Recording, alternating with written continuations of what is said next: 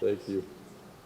All right, we want to welcome everyone to our city council meeting of the Centerville City Council, being held on September 17th. We thank those that, from the public that are here and staff that's here.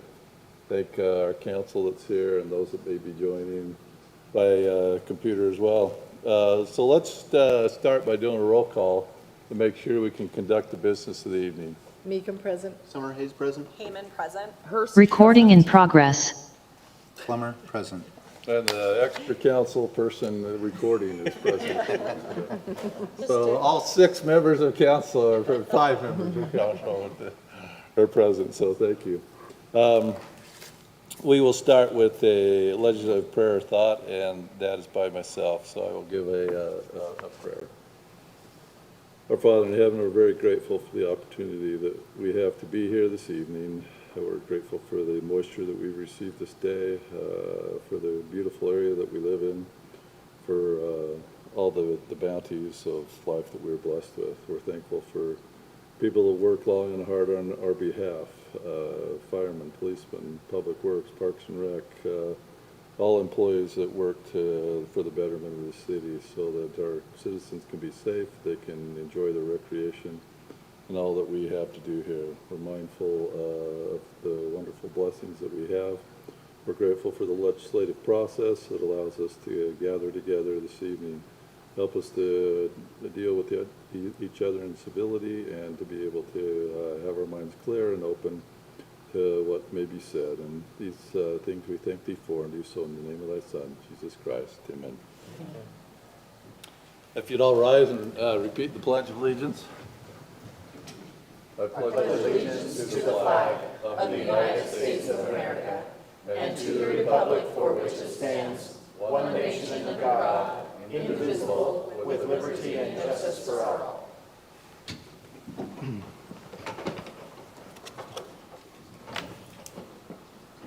All right, the first thing before our presentations is the open session. This is the chance for anybody that may be here to come up to the podium and say what might be on their mind. We ask you to keep your comments to 2 to 3 minutes.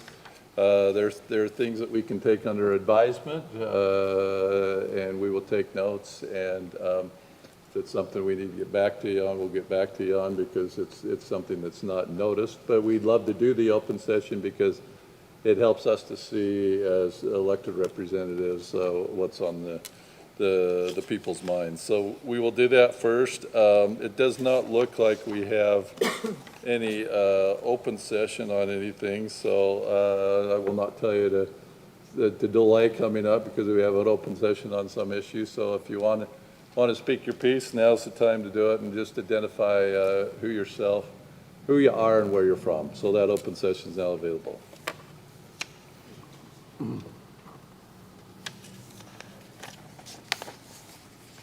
I'm Gary Evanson. I have a piece of property at 819 South Main, and I'm here because of these things of the drain, and it sounds like that's what you're going to talk on tonight. I don't know. Well, first thing is, I want to give you a little history of the drain down there. When it came through from Riviera 2 down through my property, the city asked me to give them donate the property for them to go through and do it. And I agreed to do it with the term that I would get a connection to it. And at the time, they said, okay, yes, it'll be fine. Okay? And when Steve and Mike Youngberg came through and started digging and putting it in, I says, where's the connection on the west north corner? He says, you go to you know where. And he says, we've got an easement, we'll go do what we want. So then I had to fight with the city to get a connection to it. That isn't right. And it's just been one thing after another down there with this drain system. And this is the letter that I got from him. It says, here in the first part, I'll hand you a couple of them so you can look at it.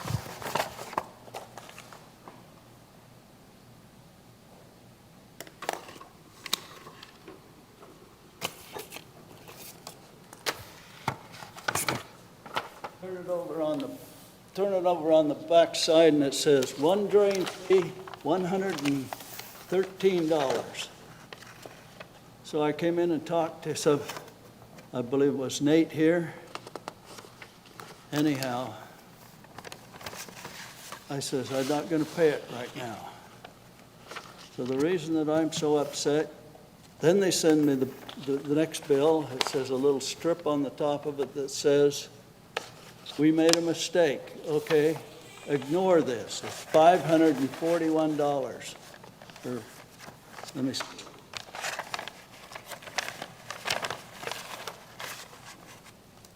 $596.27.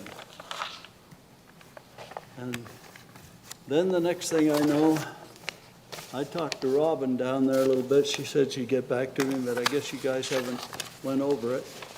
What does the city do? Walk in and take out almost $700 you'll find on there. 600 and,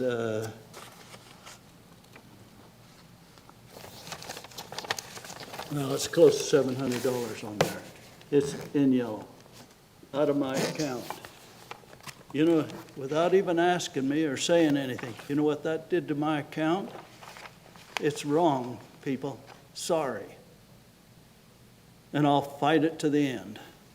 I don't think that you should have to go back on this stuff and badger people for money that you want. It's not right. You guys make a mistake, I go out and do a job. If I bid it wrong, can I go back and say, I need more money for that job? It's just one mistake after another. I think somebody needs to clean their act up here. That's all I have to say. So just for clarification, Gary, so the 692 that was taken out of your account was not authorized? That's right. Is that what you're saying? Exactly right. I'll talk with staff about that. Well, See I where already that took took care of it place. at the bank. I put in a dispute. Yeah, but still, I mean, It's not right. we need to have your authority to be able to do that. So. That's right. I put it in there, my son did it for me for the purpose of not having to pay the $800 on this one and the $800 on, or $80, excuse me, on each one of these properties for water. And I pay the water. I've never been late on my water or anything. I've always paid the city bill. Like I say, this drain thing has been a sore spot for a long time. Because when they came through with that there and the city agreed to it, they should have had a box on the west corner there. They finally give me one over in the middle of the property, and it's about this big around. Payment should have been, if it authorized at a one-time payment of $535. It wasn't authorized. Sorry. I know, but. All right, thanks for the letter here, so, Should have been auto pay. yeah. But it's on this drainage fee. Right, so if he has it on, set up on auto pay, that's, it may have pulled. It's on based auto pay. Right, but that's his city water bill. I don't understand why that amount Well, would have. we'll came work out. it out. I think what Spencer's saying is if it's set up auto pay, whether it's $50 or $500,000, it's Well, gonna, if that's it's the gonna case, pull, then we it's would gonna be pull it taking out. out $48,000 out of somebody's account. Not everybody's set up on auto pay though. Correct, that's what the mayor's saying. Yeah, some are set up on auto pay and some aren't. We'll look into it, Gary. I hope so. Thanks, Gary. All right, anyone else for the open session? Mama, just identify yourself and where you're from. Ricky Clam with the Riviera Townhouses here in Centerville, Utah.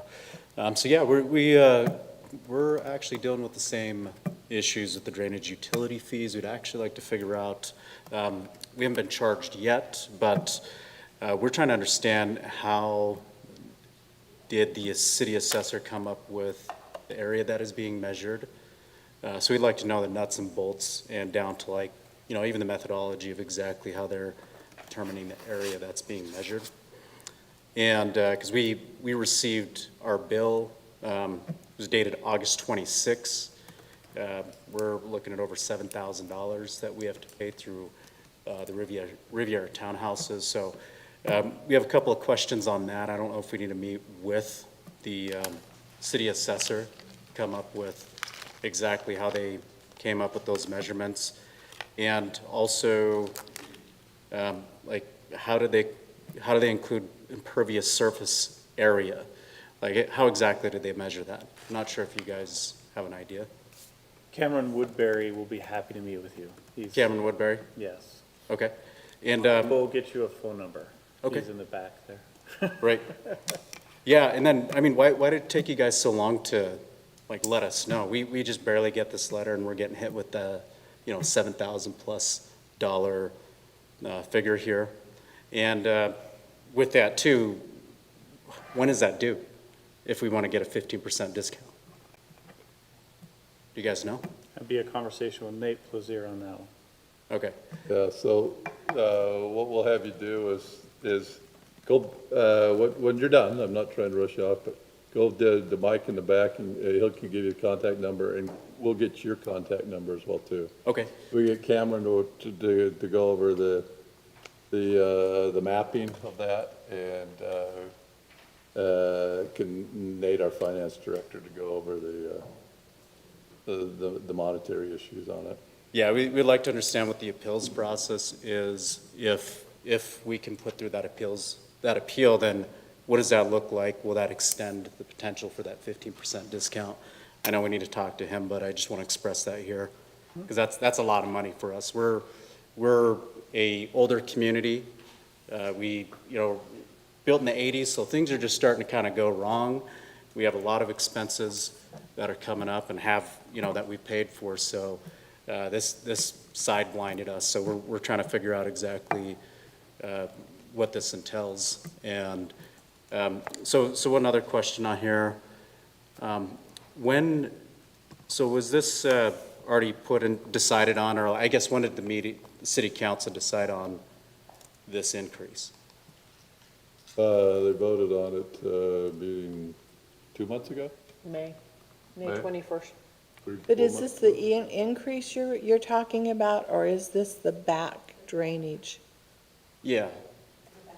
The back drainage, yeah. And the, May 21st. okay. May 21st. Any idea why it took you guys until August Probably, to receive the information? probably explains in the letter that, there was an audit done of drainage utilities fees Okay, for all commercial and non-single family residential accounts. okay. I'm out of curiosity, are you the HOA president, are you the owner of the facility, or, No, I live there, and Okay. I'm on the HOA. not the HOA board? Uh-huh, Okay. yeah. So Will you basically, get that's, us our contact information then? I will, yeah, I'll go talk to Cameron. Back there, back from Mike. Awesome. Yeah, we just wanted to express our concern because that really sideblinded us. That's a lot of money for us to look at. So, and going back 4 years, and I'd be really curious how this got missed, because that's a lot of money and that's a lot of people that this got missed on. So I think a lot of us are pretty frustrated with this, frankly. So appreciate it. Thanks, Ricky, appreciate it. All right, anyone else on the open session?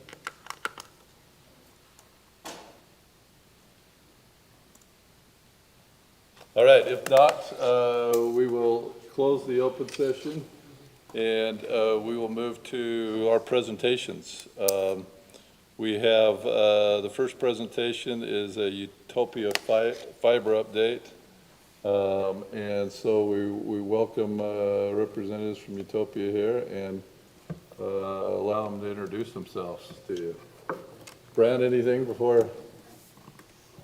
No, I don't have anything, just coordinated through Nicole Cottle to schedule this time, and Roger and I have been having some conversations. We have a lot of new council members, so we thought this would be really important to have this conversation with the new council members, just help you update, maybe a little bit of history. I don't know what in-depth you're going there, but UTOPIA is a great provider of telecommunications in our city. We got it all. We're gonna spend the next hour or so. I'm just kidding. No, we'll keep it brief. But yeah, a little of everything, little new, what's going on right now, but a little bit of history too. We'll start with that. So Utopia got started 2002. They created an interlocal because there was frustration with broadband options. They did some feasibility studies. They tried to get the incumbents to provide service. Back then it was Quest and Comcast. They really refused to provide any service. There was a lot of stories about outages and problems, and this was even just with phone service and some limited broadband. Back in 2002, you think, you know, things were a little different back then. We didn't have YouTube and Netflix, and we didn't do remote work, we didn't do remote school, and yet there were still, like, we're just trying to function here with, you know, browsing and email and things, and it wasn't working good enough for that. So anyways, the city's created Utopia as an interlocal, and Centerville is one of the founding members. There's 11 cities, and they did vote to back some bonds to fund the project. At the time, Utopia was just administrative. They contracted with a company called Dynamic City, and they came in and they designed a system, they built the system. Initially, it was very, very limited. They tried to do a little bit in a lot of different cities. So you have a neighborhood here, a neighborhood there, and Centerville actually didn't get anything as part of that first phase. And then they bonded again, and you still didn't get anything. And they bonded again, and you still didn't get anything. And so it was really bad for Centerville. It was, you guys kind of got shortchanged on that phase of the project. But all of the cities had very little, other than some of the cities that qualified for some rural subsidies. So there were some loans under the RUS program from the federal government. And so that prioritized Payson and Linden and Tremonton because they qualified. And then all those loans and grants were canceled. So Utopia found it in a really, really bad place. If you want to go to the next one. So these red years were the bad years. There was a lot of expense.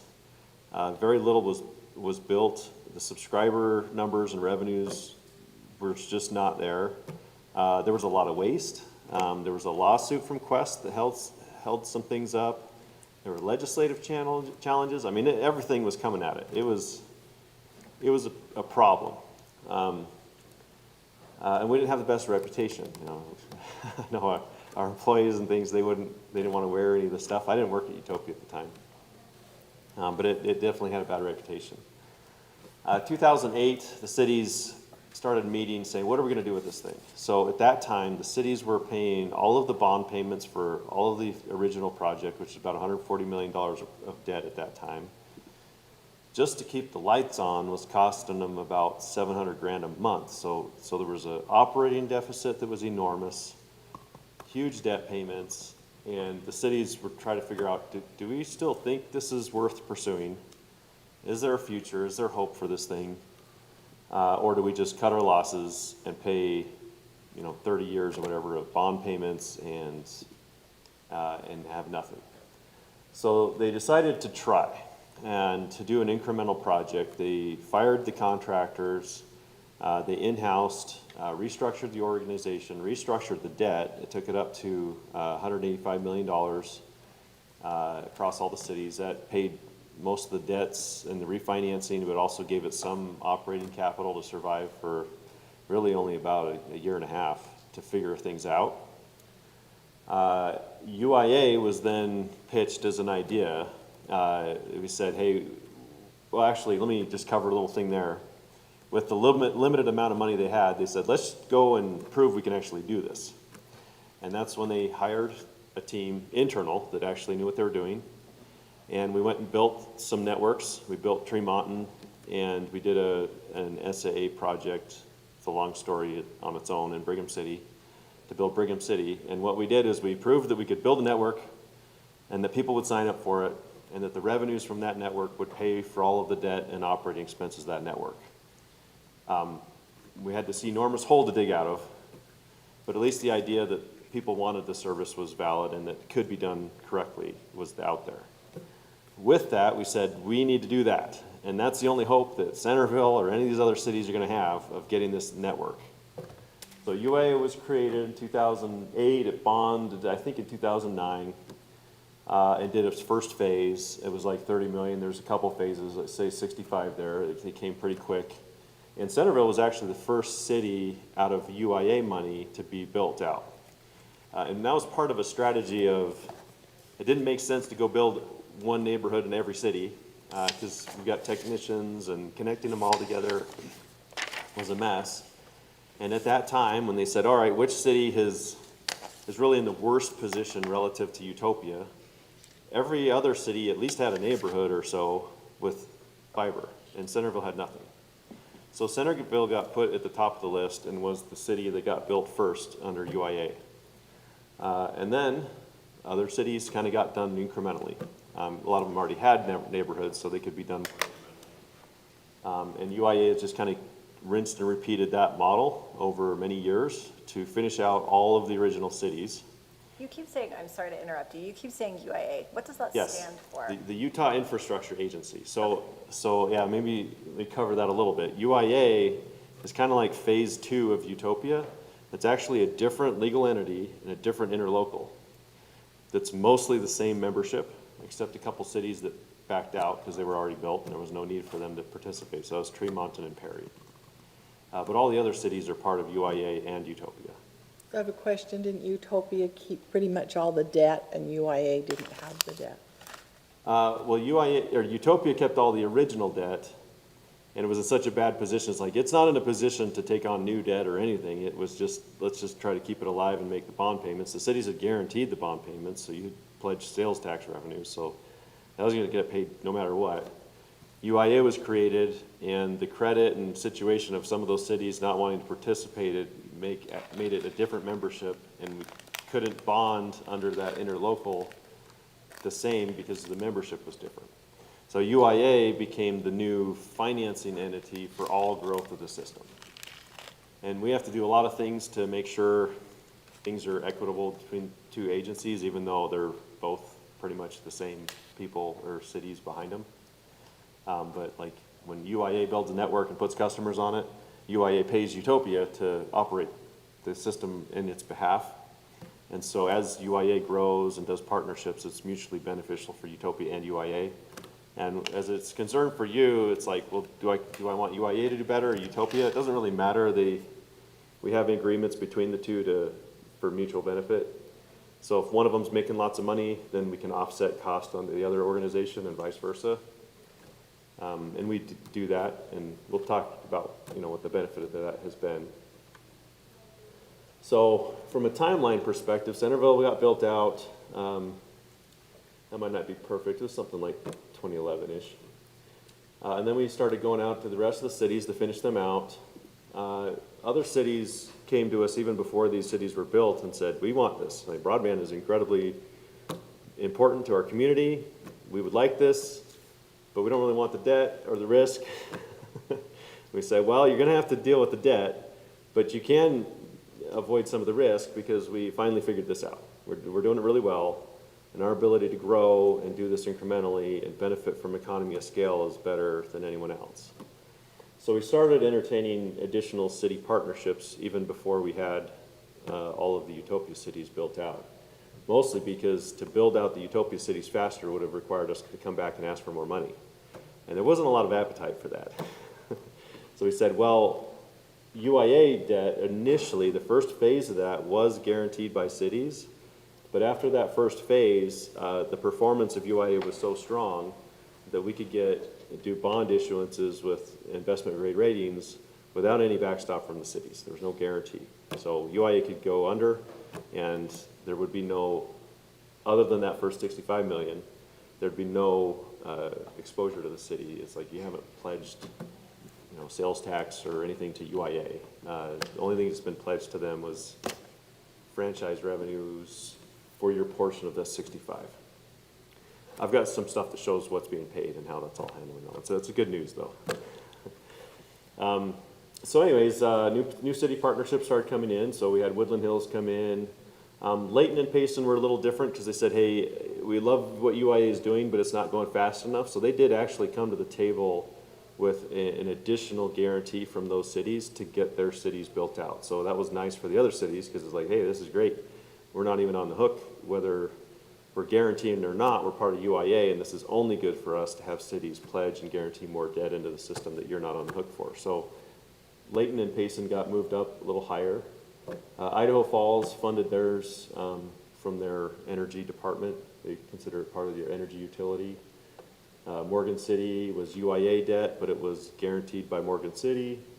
Same thing with West Point, Clearfield, Pleasant Grove, Syracuse are all city guaranteed independently of UIA. So even though UIA issued the debt, every dollar of those projects was guaranteed by those cities. If we didn't get take rate and revenues, those cities would have to pay to make up the difference. So it's all upside from our perspective. I mean, if we're successful, we get a lot of revenue out of those systems. If it's not successful, it doesn't fall back on us. And then, yeah, we just have continued to do that. The most recent one is actually not up there, and that would be Bountiful City, that one we're building right now. They issued their own debt. That's not even UIA debt, but we get money for every customer that comes on that system. And it's really easy. Our technicians are already in the area. It's on our backbone that was already there. We were already serving customers, schools and businesses in the city before we even did the partnership. So it's, we were really in a good position to do that. Talk about that for just a minute, that you have all these different partnerships, even though the city's not listed here, your relationships with other specific entities, like the school districts. Can you talk about that just from? Yeah, so when we talk these city projects, these are citywide deployment, meaning every business, every resident in that city can get service. There's 23 of those. There's another 50 to 60 cities that have fiber in it, that's UTOPIA Fiber, but it's not everywhere. It's just where that customer or a service provider has paid us to build to them. We make a lot of money off of those, and some of our biggest ones would include the school system. We provide the biggest connection for the University of Utah. We're their backbone. We just lit up a 400 gigabit circuit for them to get to Utah Tech, which maybe I shouldn't talk about that because we haven't done the press release yet. But there will be an event when we turn that on officially, but it was turned on a couple weeks ago. That's the largest connection the university's ever seen. We do the state of Utah uses us for their data centers, and a lot of random stuff all over the place, DMVs and offices and all sorts of things are on UTOPIA Fiber. So we're number one with schools. We're quickly becoming number one with the state. And just businesses, I mean, you know, you go down here and see us, you know, McDonald's, you'd be like, well, they need broadband, but there's McDonald's all over the place, right? I mean, an example would be Mavericks. Mavericks everywhere. We have tons of Mavericks. A lot of them are outside of our cities. But we only do them if they make financial sense for us. So there's a lot more Utopia out there than just the 23 cities. Thank you. Next slide. So here's a couple of those specific accomplishments. So we are the largest open access network in the country, with over 220,000 locations that can get service. 23 citywide projects. It's the largest consortium or project. We have the fastest speeds in the United States. I say our common offerings are we do 10 gig to homes and 100 gig to businesses, but I just mentioned we do have a 400 gig connection for businesses. We could do a 400 gig connection for a house if you wanted it, if you were willing to pay for it. But, you know, just on our normal ordering processes and things and pricing, it's 10 gig. And we did just reduce the price to that by about half. So we continue to make things more competitive while also bringing faster speeds. It's the most competitive system, and what I mean by that is that there's lots of choices on this thing, and some people say there's too many, but we're neutral. If a company comes in and they're qualified and they provide good service, we don't exclude them, we don't play favorites, and we've had 18 companies who have come on as residential providers, and we probably have about 35 to 40 that are business providers on the system. Who's your favorite, Roger? I'm just kidding. I'm just kidding. Nice try. No favorites, so. But yeah, they're always competing and trying to differentiate themselves from each other. And the nice thing is these are mostly local companies here in Utah, with local employees, with local profits, as opposed to the big cable and phone companies, you know, who are dealing with shareholders and investors, and you know, they have very different motivations, or they run a search engine company. You know, our motivations are to provide the best service to our community. Obviously, we want to pay our bills, but it's very different. And with that system, we enable local economic benefit for all these different companies. And they can come in here and take customers left and right from those big national companies, and we have. So the next one up there is the #1 awardee from the Utah Education Network. Over the last few years, we keep getting more and more schools like crazy. They love us, and we love them because they pay for their services, and it's mostly federal government money that they get through the E-rate program. But we still have to compete on those, and we do really well winning them. We're the #1 provider of air quality sensors. That's just kind of a random theme. You're like, what in the world is Utopia doing in the space of air quality sensors? Well, the hardest part of providing an air quality sensor is connecting it to stuff. Well, we have a lot of connectivity to stuff. And so every time we put in a cabinet or a facility, we put in an air quality sensor, hook it up, and it's available on all the different weather apps. You go to like KSL Weather, and you'll see little weather sensors powered by UTOPIA Fiber on there. And we do more of those than anyone else in the state. Sorry to interrupt just one more time. So when we canceled games last week, it was those sensors that are actually at our parks that we use to determine the air quality. So Smoot Park has one.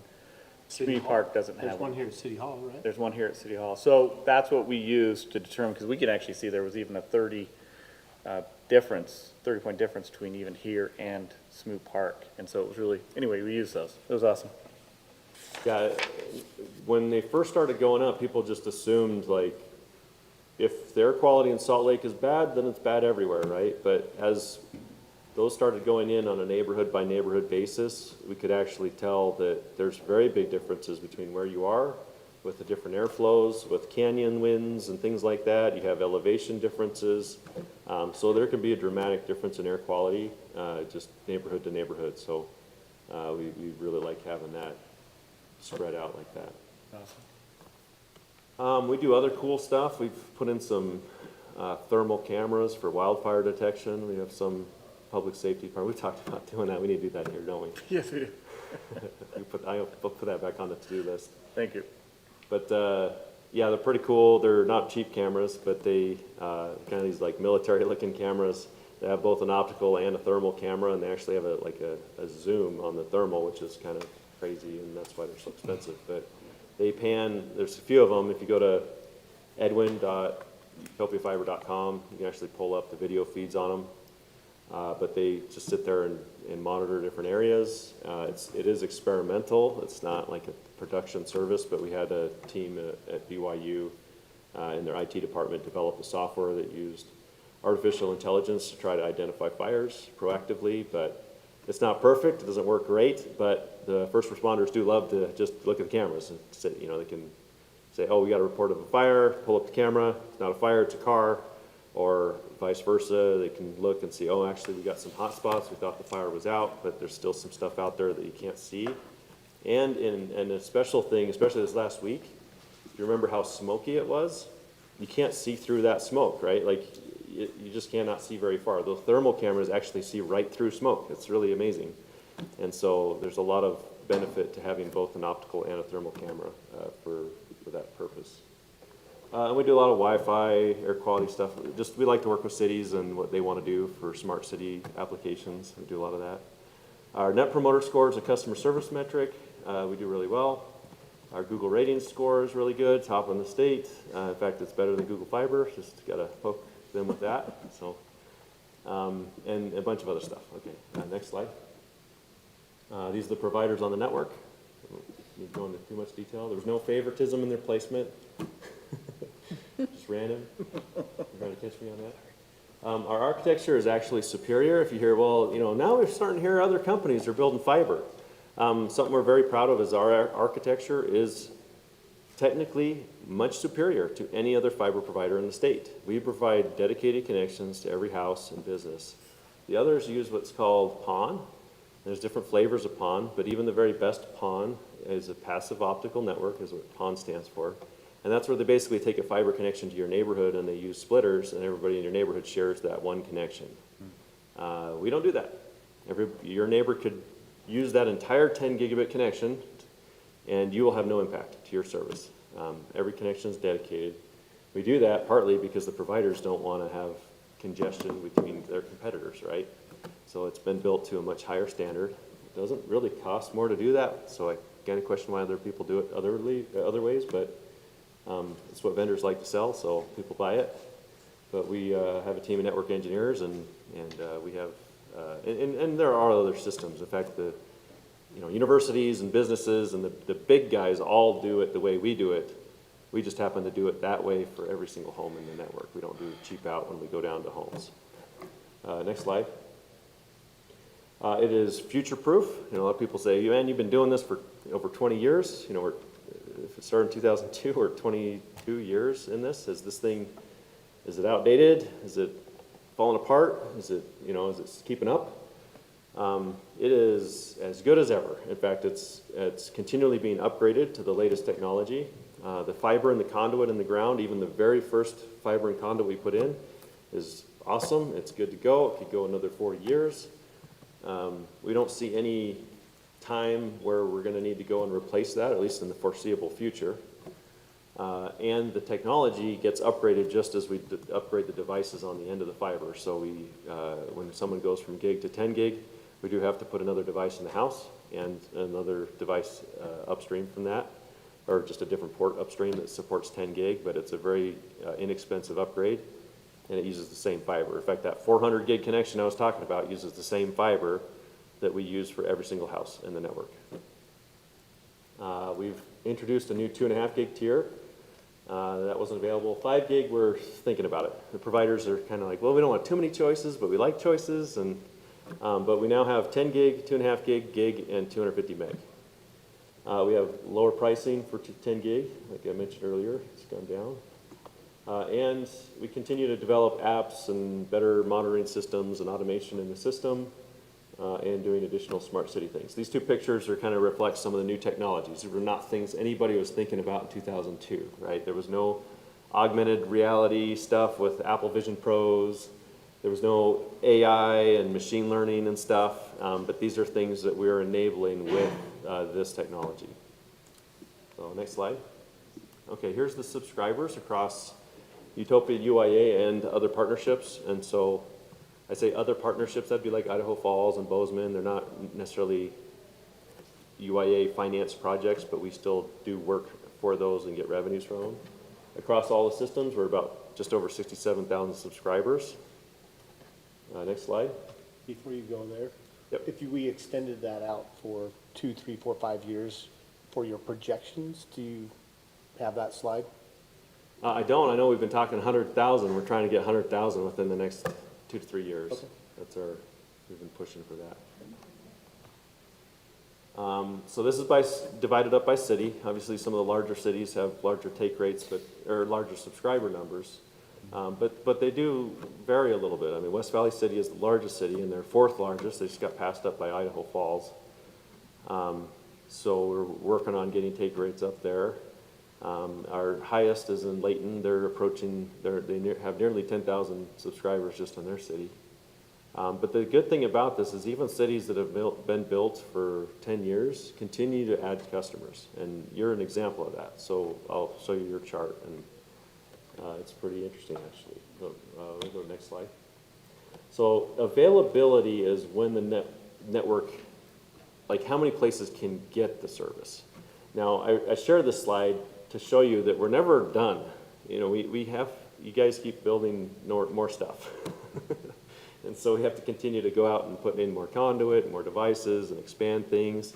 It hasn't been dramatic, but over the last 10 years, you've added about over 1,000 addresses, maybe 1,200, if I'm just guessing, something like that. And obviously that requires more equipment and more installations and construction, but it's not too bad.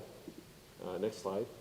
All right, here's your subscriber growth over the last 10 years. And so you see in early times we thought we were doing pretty good with 1,000 to 2,000 customers there, but it hasn't stopped. It's not even really slowing down. It's got to slow down at some point because we're going to just run out of people who don't have the service, and that actually might happen. I mean, and I'll show you a map that shows who has the service, because it doesn't really matter at this point. Almost everybody has it.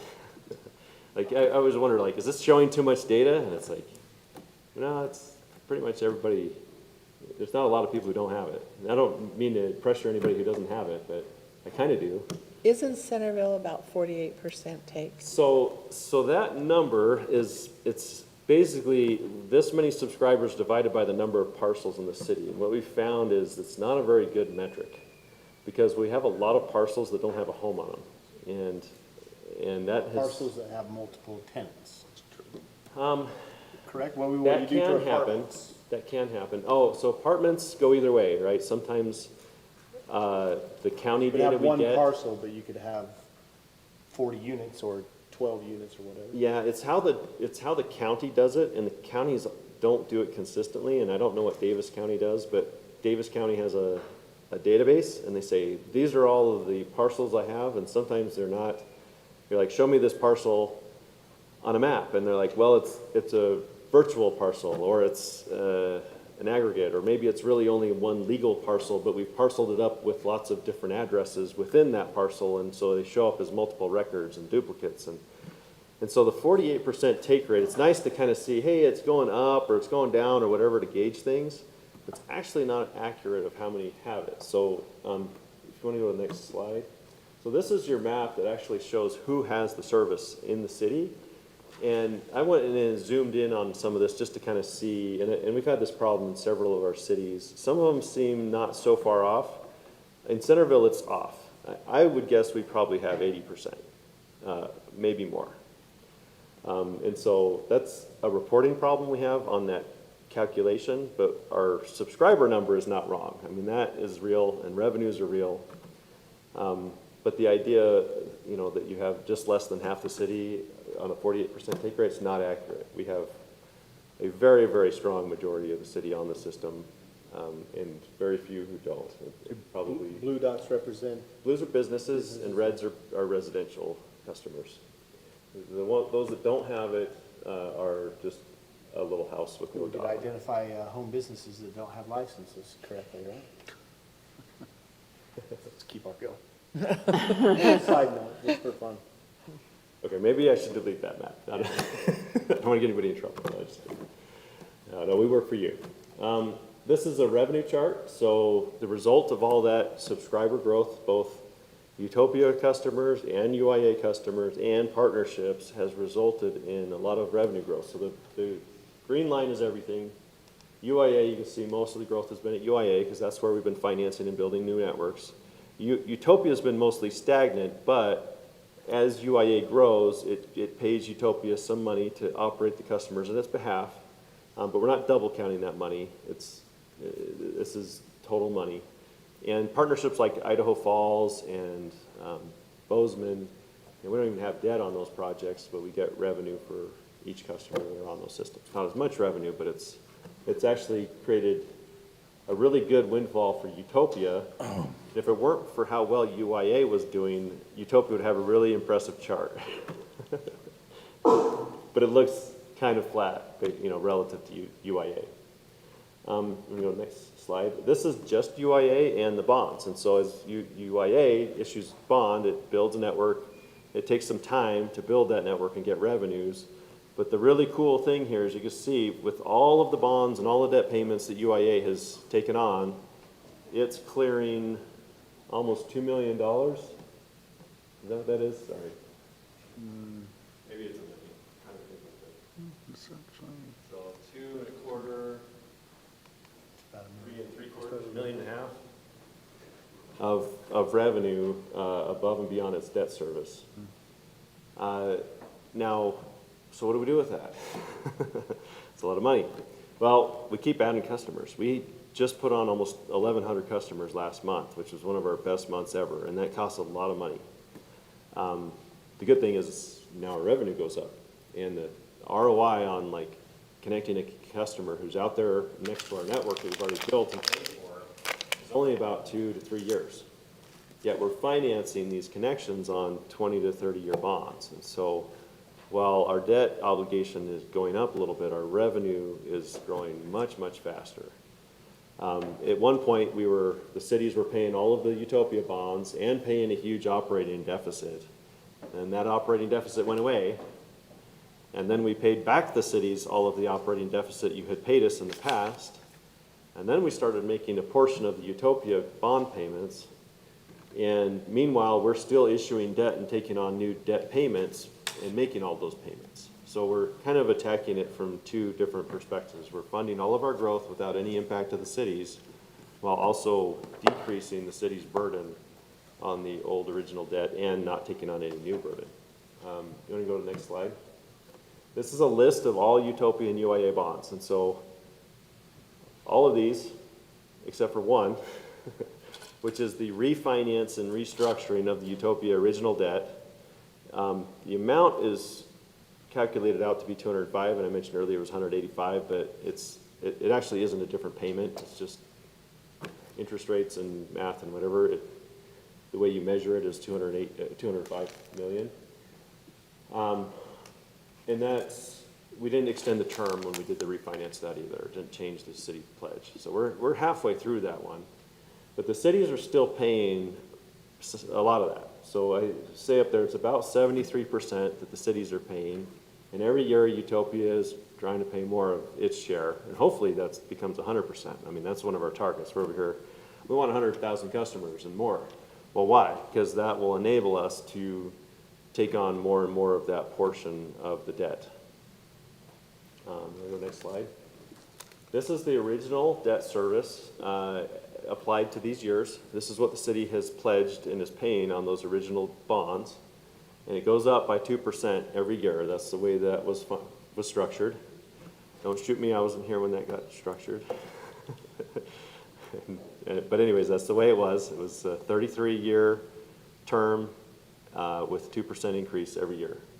So Centerville, you guys are paying that amount, 500, to 2024 would have been 531,000. If you go to the next slide, what we're doing now at UIA and Utopia is we're paying back more and more of that every year.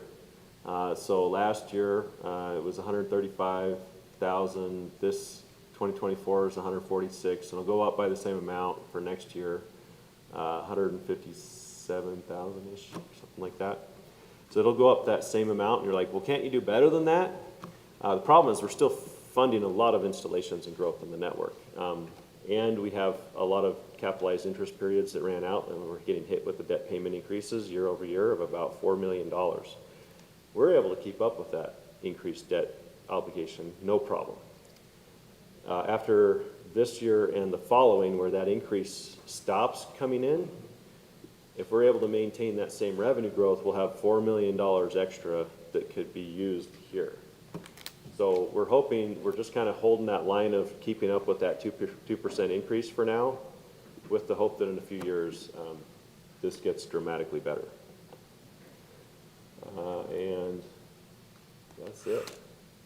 So, what are your thoughts? Do you guys like the service? Do you have a service? Are you one of the houses with a dot, hopefully? And if not, can I convince you to become one? You're a good salesman too, aren't you? I love the service. I just have to try to convince my in-laws to love it as much as I do. But I think that it's been really a great piece of technology that we've added to our house. We've had it since Centerville first built out. I've loved it. Good. Any others? You guys- Yeah, we've had it same, we bought it when it was first available, so. it's I been nice. recall when we first moved here, well, it would have been not first because it was during that time, but a lot of public debate on, hey, I don't want to be imposed on, I want to be able to choose this, when really this is an infrastructure play. It's not any different from it's different, but in terms of our usage, it's no different than a road, sewer, water, really. I mean, it's how we conduct our daily lives. So I think it was, in retrospect, I know there were bumps and lumps along the way, but I think it was the right decision. Maybe the way it was structured, it could have been a little different, but. Well, and we're still paying over $500,000 a year. Yeah. And I know when they came once as a council, we got all gung-ho on how we were going to get everybody to join, and they said it wouldn't really affect our outcome. We'd still be paying over $500,000 a year. So it is great for the people that are using it, but is it really worth $500,000 out of the city coffers for, I mean, we've already paid over 15 years of that, and we've got another 15 years to go. That's a lot of money when we talk about raising taxes, and we're only raising taxes to get, I mean, one time we got 300,000, and I'm thinking, and we're giving Utopia 500,000. So I'm not anti-Utopia, but I've been at it from the very beginning, and I just want the new council members to realize that we are paying, besides what the people that pay their Utopia bills, we are still paying over $500,000 a year. That, I think it is a great service.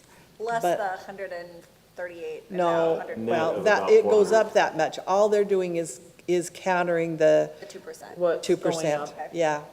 And so, You pay the I wish 500,000, we- then you get 100,000 or. right, so it goes up and they're just So the net countering is in that the percentage up. So, yes, we're still paying, and that's, I mean, when you look at our taxes and what we spend on our roads and stuff, we're paying a lot for it. I mean, it's a done deal. There's not, I'm on the Utopia board. I'm not anti-Utopia, but I just want the council to realize that it's been a rough road, and will it ever really pay for itself? That would be, like I said, when you look at $500,000 a year, it wasn't that much to start with, but it will be more than that. In the end, hopefully, we'll be able to keep, so it doesn't go up, which makes me feel way better, but still $500,000 for 20 or 30 years is a lot of money for, Yeah, and so, a couple things, you're right.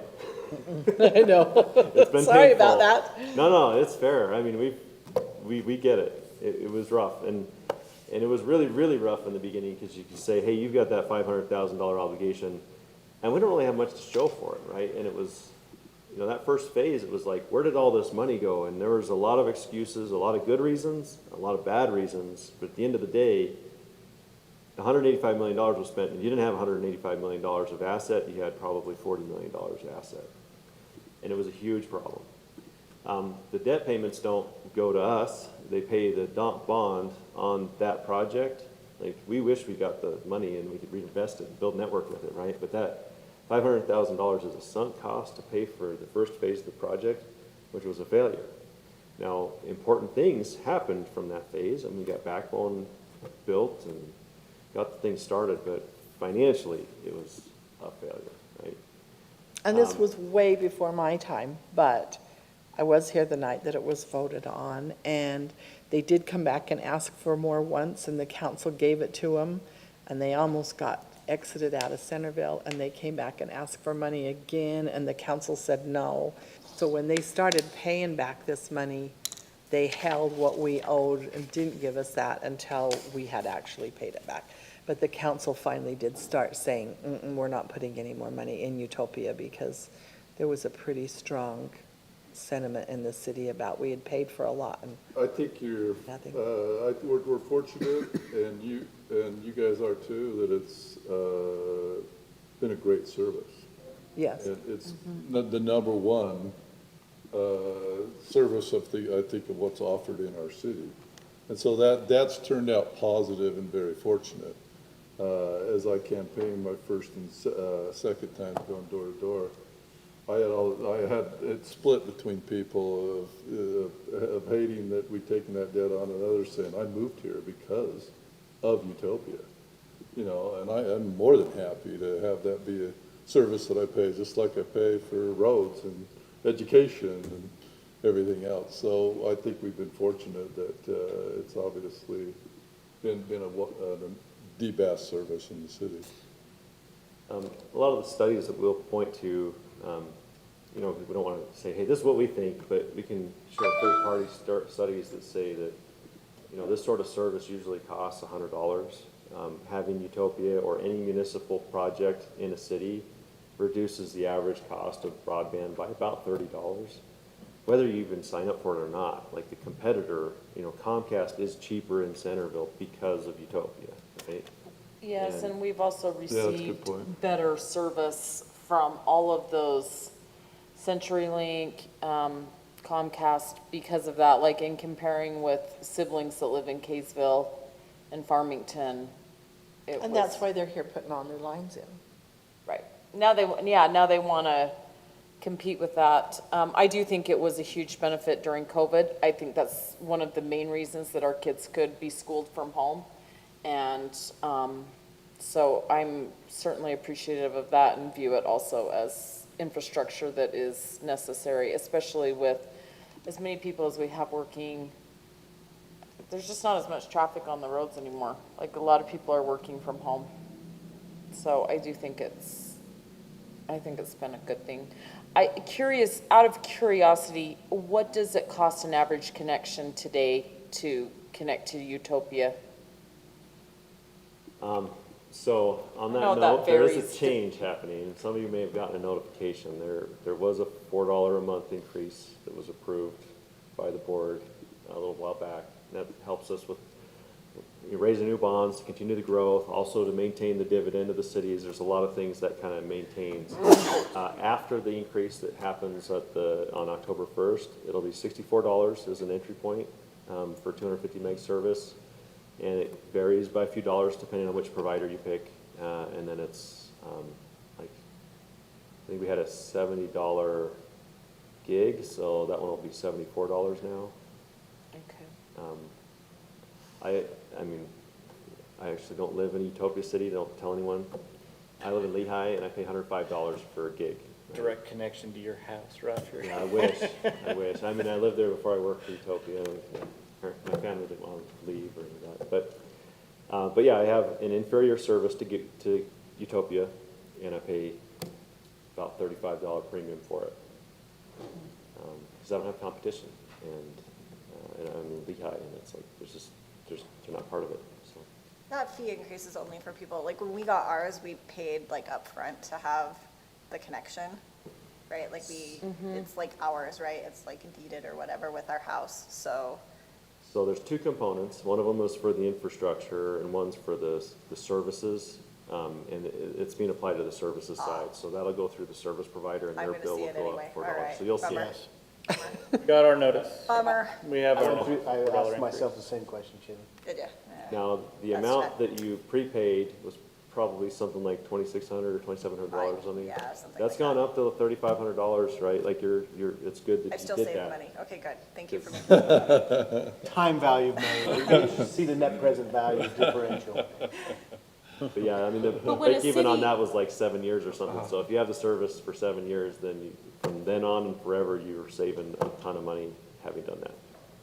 So, Speaking of the 40 million versus the 185 million it costs to get the 40 million of infrastructure, how does what it cost for Centerville rank today compared to what it's costing to install in Bountiful?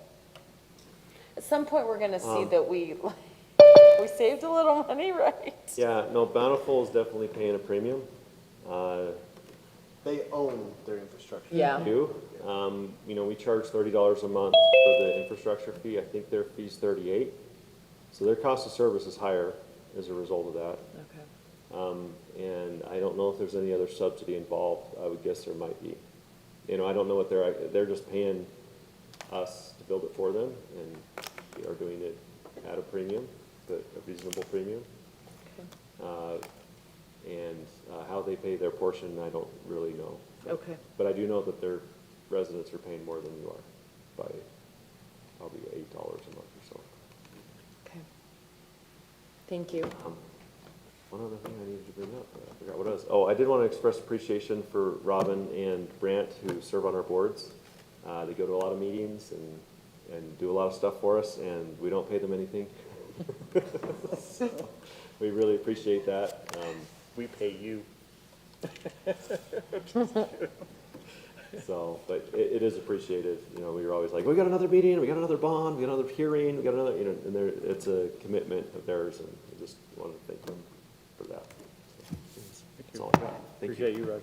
Thank you, Roger. Great to see you again. Thanks for coming. All right, let's move on. We've had Danny Inkley, who's been patiently waiting.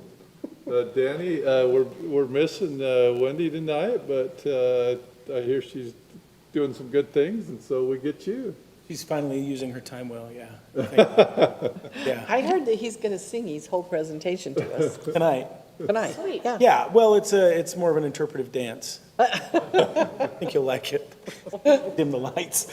Yeah, I'm Mayor and everyone. Yeah, I bring my wife's regrets that she can't be here. She's in Into the Woods at Centerpoint Theater. It opens on Friday. She's at a dress rehearsal, and those people at Centerpoint can be quite firm about attendance. So anyway, I apologize that you're stuck with me. To report on the July 4th Centerville Freedom Festival activities, just by way of commendation, I want to give a huge shout out to the city staff that really does run this.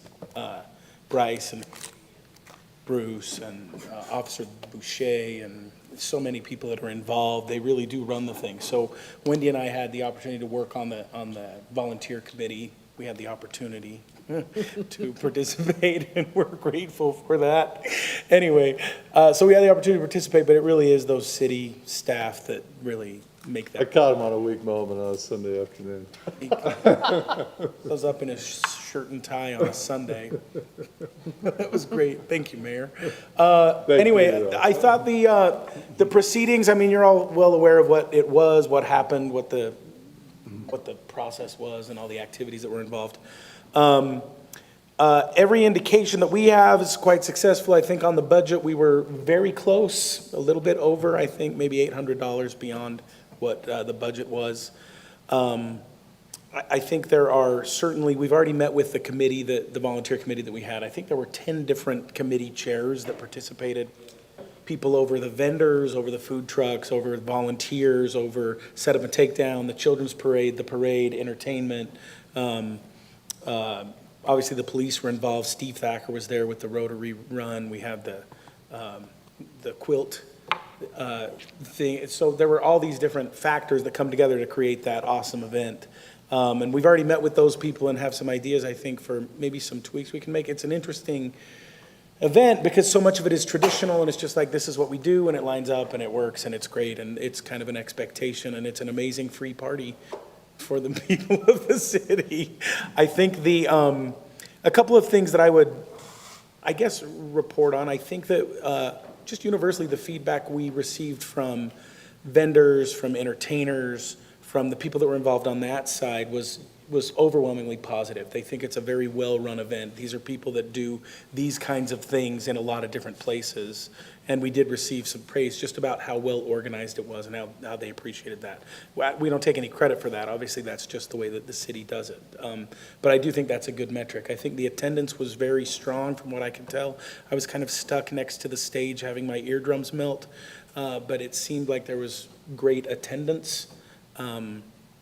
So with all of those metrics, it's just anecdotal, but my impression was it was very good. We don't have a direct stream of feedback beyond just what we hear from the people that participated. But again, I think it's well appreciated. I think that moving forward, there are some things that we could think about. I think scheduling is a thing. Obviously, the hometown discount the city gets with the fireworks is a driver of the whole thing. And as I understand it, this may be the last year that he is participating in another city, and we may have a chance to reschedule that for the actual holiday in the future, which I really would recommend. One of the pieces of feedback that I got kind of consistently was having it spread over 3 days is a little bit difficult, that we'd prefer to kind of keep that maybe to an evening and a full day, something like that in the future, or everything just on one day. We did that family night in Smith Park. Smith Park, it's not Founders Park anymore, am I saying that right? Smith Park? Smith Park. Yes, correct. I said that correctly, great. So Smith Park, and I think that was well received. And again, we kind of did that as a bridge between the parade and that event, and then the whole day in the park, and the children's parade, and all the other things that were going on. So I think there's some merit to continue something like that, but it really does depend on how much the city wants to extend beyond just the July 4th holiday. I'd recommend we cram as much as we can into the one day. I think that's kind of the expectation, and I think it makes a lot of sense that way. So anyway, it's a conversation we can continue to have with the committee as we plan for the future. The other thing we're trying to put into place is just spreading around the responsibilities more. There's more people involved. we're trying to encourage these committee heads to all have kind of a second in command that is trained, so then in future years, those people can be the committee heads. And hopefully that's the case. And I think we're in the process of trying to textualize and write down the activities and the contacts and exactly what happens from a process and procedure standpoint. So it's not just institutional knowledge in our brains, but it's an actual document that we can hand off to whoever's involved in the future. There is nothing that really exists right now, but we're doing our best to try to put that all into a thing that is easy for whoever is involved in the future to just kind of take the reins. The last thing I would just mention is I think there are opportunities for sponsorship in the city. I think there are businesses that could be involved. I think there's kind of a strange dynamic from my standpoint just with the Rotary Fun Run and how many sponsors they have participate in that, where many of the businesses feel like they're already participating in this city event, where much of that money doesn't actually go to the city event. From my I don't know if understanding, there was that's- some confusion. I think some businesses were donating to Rotary thinking it was part of the city. And so when we follow up, who donated to us in the past, we're like, They already gave gave money to money. Rotary. So I think that's something we should work with Rotary to figure out, because I don't want to compete with them, but we do need to, we don't want to overtime. It does feel like, and again, it's just from my perspective, it does feel like, we had plans to have a sponsorship committee and go out and raise funds, but it turned out in the conversations we have, most of those businesses had already been hit up and contributed to the Rotary situation. And I'm not a hater of that at all. I think that's awesome. But I don't think that's a direct city thing from what I can understand, having participated this year. So I do think it's a conversation that should be had. I don't know who the powers that be are. I don't know where that conversation needs to happen, but I'm happy to chat with whoever if that's a thing.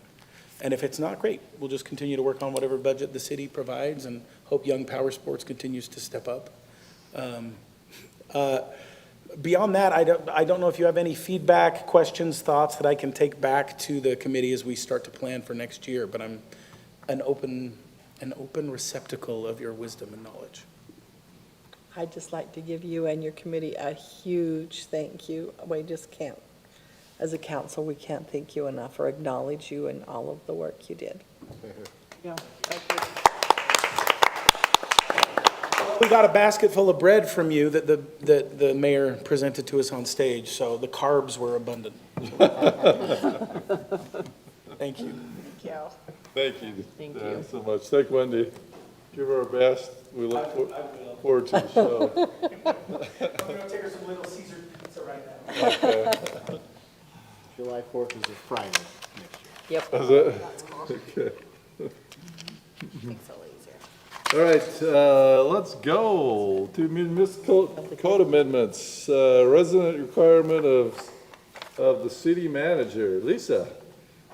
Yes, thank you, Mayor and Council. These first two items really could be on summary action, but since they're ordinances, we left them on here. But this is just a follow-up from our previous meeting where we made a similar change to the residency requirement for the chief of police, that a person in that position needs to have a residence within a reasonable driving distance, and adding the language as determined by the city council, so we retain that discretion of determining what's reasonable. So staff just recommends this adoption of ordinance 2024-13, amending the city manager residency requirement. I like it. Oh, sorry. I was reading the requirements of Brant and his duties. Did you see that? So, I'm just kind of wondering why that is in there. So anyway, Shaylin says she likes it. Does everybody else like it, or any questions for Lisa? Whether you like it or dislike it, or should we have Shaylin make a motion? I'm just going to jump in. I move that we approve ordinance number 2024-13, amending CMC 3.01.130 to add a provision that reasonable driving distance for residents shall be determined by the city council as set forth in staff report. Second. Motion is second. Let's vote. Councilwoman Meakin. Aye. Aye. Aye. Aye. Aye. Aye, passes unanimously. Thank you. Let's go to the municipal code amendments, uniform fine schedule. Lisa? Thank you, Mayor and Council. This one is very minor amendments. The state now refers to their uniform fine schedule, taking out the word bail, so we want to be consistent with the reference they use in state code now. As well as we recently adopted a much more robust local ordinance fine schedule. And I was talking with Chief Ackerson about whether we should have this available somewhere or just have the copy, you know, with the court. And we thought it would be helpful to have that accessible, whether for the police department or any other staff or even the public. So we've decided to just add a sentence here to this section that, with a link to that fine schedule. So that's also the main purpose here, is to provide that access. So staff's recommending approval of ordinance 2024-14, making those minor changes to the uniform fine schedules and adding a link. So Lisa, why do some, very few, not have the NCIC code on? Many of those columns, I do not know what they are. Okay. Basically, when I created this revised version, I copy and pasted what the state has for Centerville, so that there would be no, My guess is DL is Department of Licensure reportable, and then the others would be yes, and some then kind of- BCI report is yeah. that.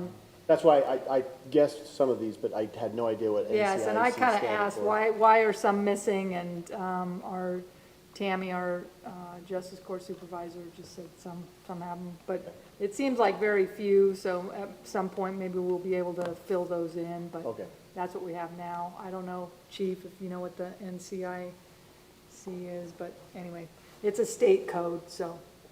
So I have another question too, Lisa, on this fine schedules. It doesn't matter how long they're out of compliance, or, you know, if it's something that's a compliance thing, is it just, once we discover it, do we just hit them with the fine and then tack on interest if they're not paying? You know what I'm asking? Yes, so these are actual criminal fines, so this is separate from our civil penalty procedure, Okay. which we may be proposing some amendments to that in the near future, but these are the suggested fines for any of these criminal violations, and so they will be generally issued a citation, and I don't know if that number shows up or on the actual citation, but that's our recommended fine. So, yeah, so it's similar to a traffic, so you get your traffic citation, and these would be Yes. similar, you get a citation, and then that recommended fine is on there. So that could be a maximum fine, the It's Justice. suggested, I had some language in our other one, but the Justice Court judge is given some discretion, this is the recommendation, but this is, yeah, what's put on the citation. You're welcome to comment if you'd like. Chief probably knows more about this than I do. Yeah, no, we use these codes just as we would use any state code. So on the citation has a little spot, instead of marking it's a state code, you mark that it's a city code. And then the little citation, the 14.07, it goes in there. And then it goes to the Justice Court and it gets e-filed into their court, and they handle it just as they would any other state code. And the judge has the recommended fine amount, but obviously the judge has some latitude that he takes with that. So we definitely find these ordinances valuable.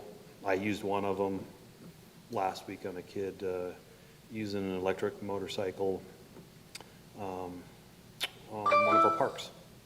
So, yeah. Any other questions about them? Thank you. Yep. Okay, motion, if no other questions?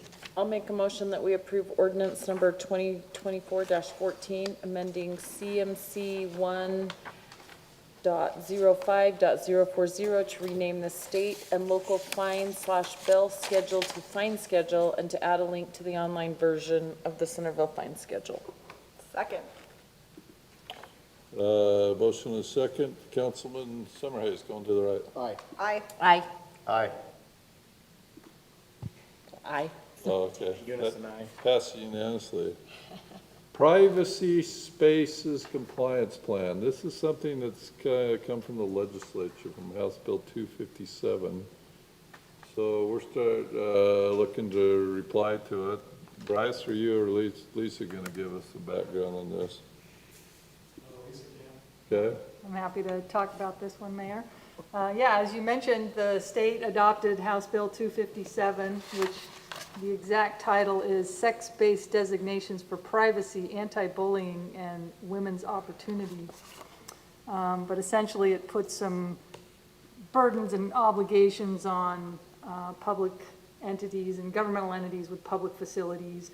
But I think that, you know, in reviewing this, it's not, anyway, most of the regulations really only apply to changing rooms, which we don't have changing rooms. So, but our main obligation, and why this was suggested by Bryce King, is that he highlighted that the governmental entity shall adopt a privacy compliance plan to address our obligations. I think the state wanted to make sure that governmental entities reviewed this legislation, reviewed their facilities to make sure what kinds of opportunities and restroom facilities they had. So we prepared a policy for your consideration where we highlight, I guess it's only 2 pages, which is pretty good for me.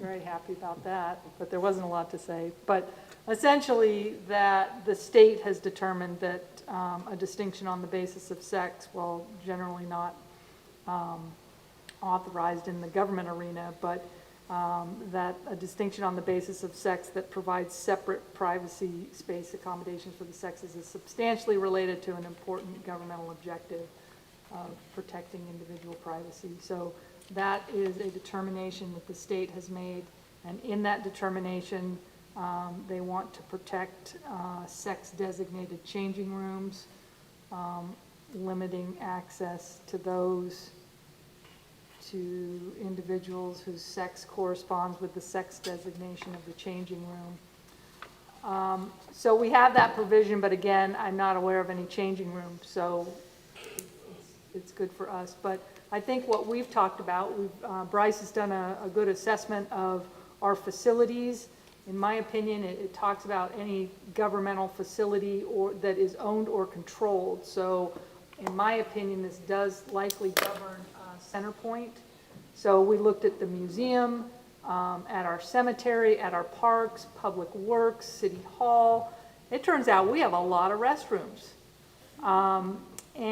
But luckily, we have been going to these what's called single occupancy. So one person goes in, they lock the door, and so it's unisex and single occupant, and that complies with some of these requirements. And the law also says that it wants, for new facilities, after the effective date of this legislation, which was May 1st, 2024, that the city has to ensure that any new facilities includes at least one single occupant facility. So a lot of our parks do, and we can share that assessment that Bryce has created, but as staff, we would like to go through that and maybe make some of these sex-designated restrooms maybe just unisex single occupancy. So we've done that in City Hall. You know, anyone can access this restroom. There's a restroom downstairs that's unisex and single occupancy. So we've talked about doing that, and I think in that review, we've complied with that section of the law that the city is also obligated to consider the feasibility of retrofitting or remodeling certain privacy spaces. So we're not recommending at this time making any major changes other than that, of looking at those and just changing them. There are some facilities in one of our parks, might be Island View, but anyway, they have 2 stalls in Smoot Park, but they are sex designated, so we have a women's restroom and a men's restroom. But our recommendation at this point is to not change those, because if we made them single occupancy, we'd be losing a facility. So I think we're gonna leave those as is, but we are obligated to comply in the future with just, all we have to do is have one single occupancy facility and new, restroom in new facilities. And then the final obligation is that if somebody does complain about certain issues with privacy spaces and changing rooms, that we are obligated to notify law enforcement. But, so we've done that, and also an indemnification clause. I'm not sure who negotiated that into the bill, but maybe the League of Cities and Towns, where the state has adopted this mandate, but they will indemnify cities if we're not otherwise covered. So that's our policy, and I'm happy to answer any questions or any comments that you might have. Mayor, can I lead out on this one? You can. So I appreciate you answering. One of the questions that I had first and foremost was, do we have any sex designated change rooms in any facility, in any city facility that's open to the general public? And it sounds like currently we do not. So that's good. Yes. That's Yeah, great so- from my perspective.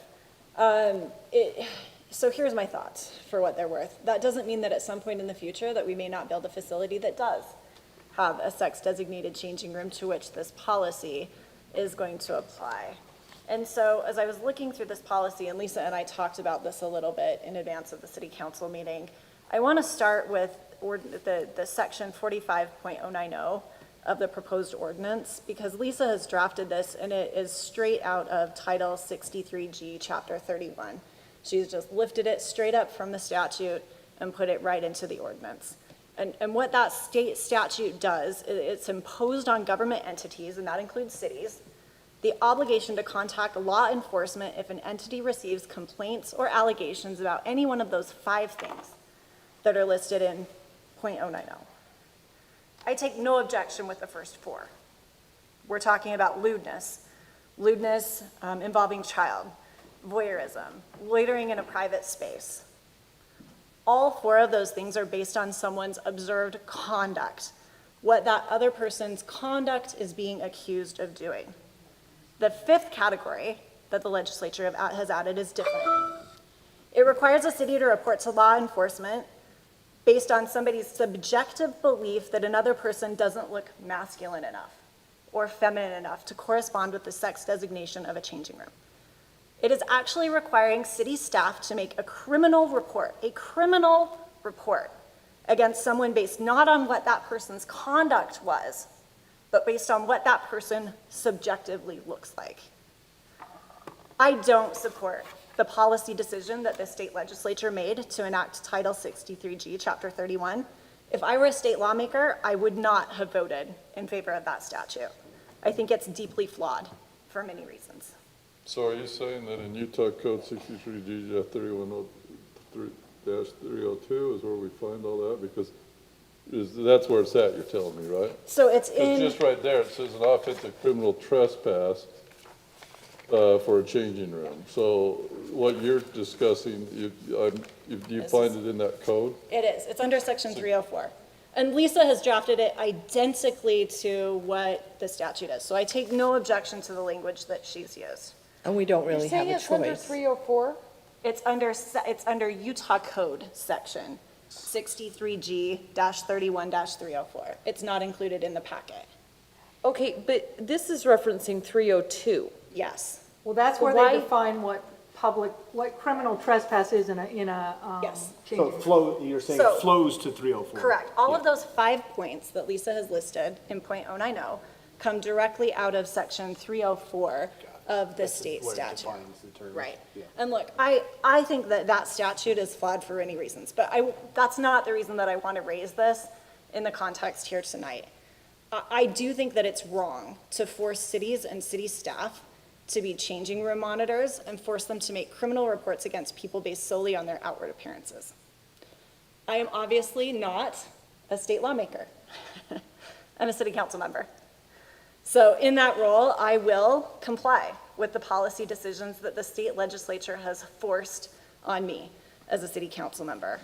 But what I am unwilling to do is to support the inaction of a city policy that would require our staff to do more than what they are being forced to do by our legislature by a statute that I don't support.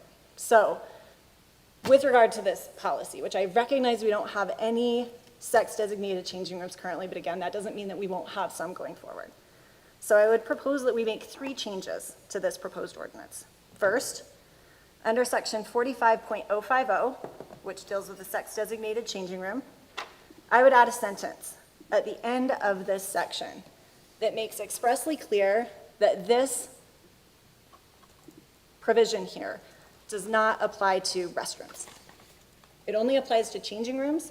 It does not apply to restrooms. So I would propose adding the language, this section 45.050 does not apply to sex-designated restrooms that are not contained in or attached to a changing room. Lisa, I would also suggest as my second change that where we reference the exceptions, where it says right now it's proposed certain exceptions apply as set forth in section 63G-31-302, I would actually identify expressly the 4 relevant pieces. And that's children who need assistance using the restroom, dependent adults who need the assistance of a caretaker, public safety members, that would include law enforcement, EMS, and fire, and it would include the maintenance staff who clean the restrooms. That's in the statute. I would just move that over into the ordinance so it's very clear if those folks are in there that people can't raise complaints about them. With regard to section 45, or 45.090, I don't like the language, the way that it's drafted, and Lisa and I talked about this, or excuse me, I'm looking at 45.100, which deals with staff reporting. To me, this could be read as requiring our staff to have to make criminal complaints against anybody based on complaints involving a sex-designated privacy space, which could be interpreted as including a public restroom, which the statute does not require our staff to do. So I would propose, instead of the language that Lisa has suggested, I would propose the following revised language.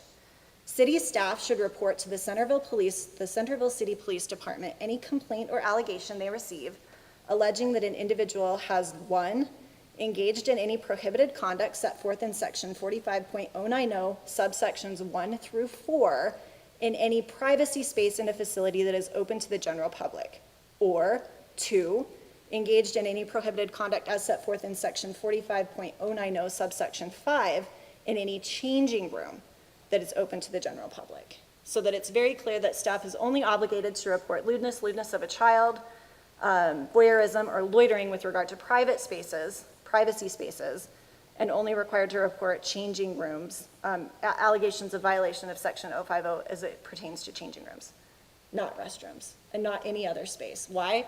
Because that is all that the statute requires our city staff to do, and that's all I'm willing to support requiring our city staff to do. The last piece, and this is just by way of editorial, can you guys tell that I got ready for this one? Yeah? We're in a deposition. Woo! All right, so those are the 3 changes. You keeping pace, Lisa? I guess if you talked already, you have this stuff written down. Okay, so those are the 3 changes that I would make to the proposed ordinance, because again, this is something that could continue to go into effect if we do have sex-designated changing rooms going forward. And specifically related to staff The reporting. staff reporting, Yeah. I don't want you to have to report anything more than you're absolutely obligated to do under statute. I don't think that it's your job. And so if the legislature is going to force you to do it, I'll require you to do it, but only to the letter of the law. I'm not going to go beyond that. That's my own sense. With regards to the indemnification provision, so this is something that the legislature is forcing on us. It's not a decision that we made as a city, and if we get sued for something that our city staff is required to do by state law, I have concerns requiring our citizens to have to pay to defend against that action. So as Lisa points out, the AG's office the statute was drafted to require the AG's office to defend, indemnify, and hold us harmless if we have to enforce the provisions of this policy or the provisions of the underlying state statute, but only to the extent that they're not covered by the city's insurance policies or coverage agreement with State Risk Management Fund.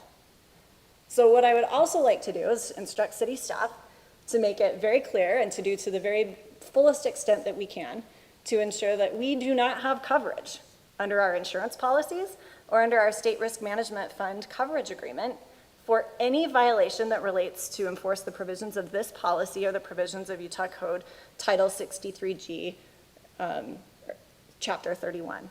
And why? That's because if we don't have an obligation to defend it under our policies, then it's the state's obligation to have to defend us. And I think, again, if the state is going to force us to have to require our staff to make criminal reports against people based on subjective beliefs about how somebody looks, like, I want the state's money on the line to defend that. I don't want our residents having to pay for it. So that would be my 3 proposals. I would make those 3 proposed changes to this ordinance, and then I would also direct city staff to the fullest extent possible to ensure that we don't have insurance coverage with regards to those issues, to require the AG to indemnify us under the statute in the event that it were to become an issue. That's my thoughts.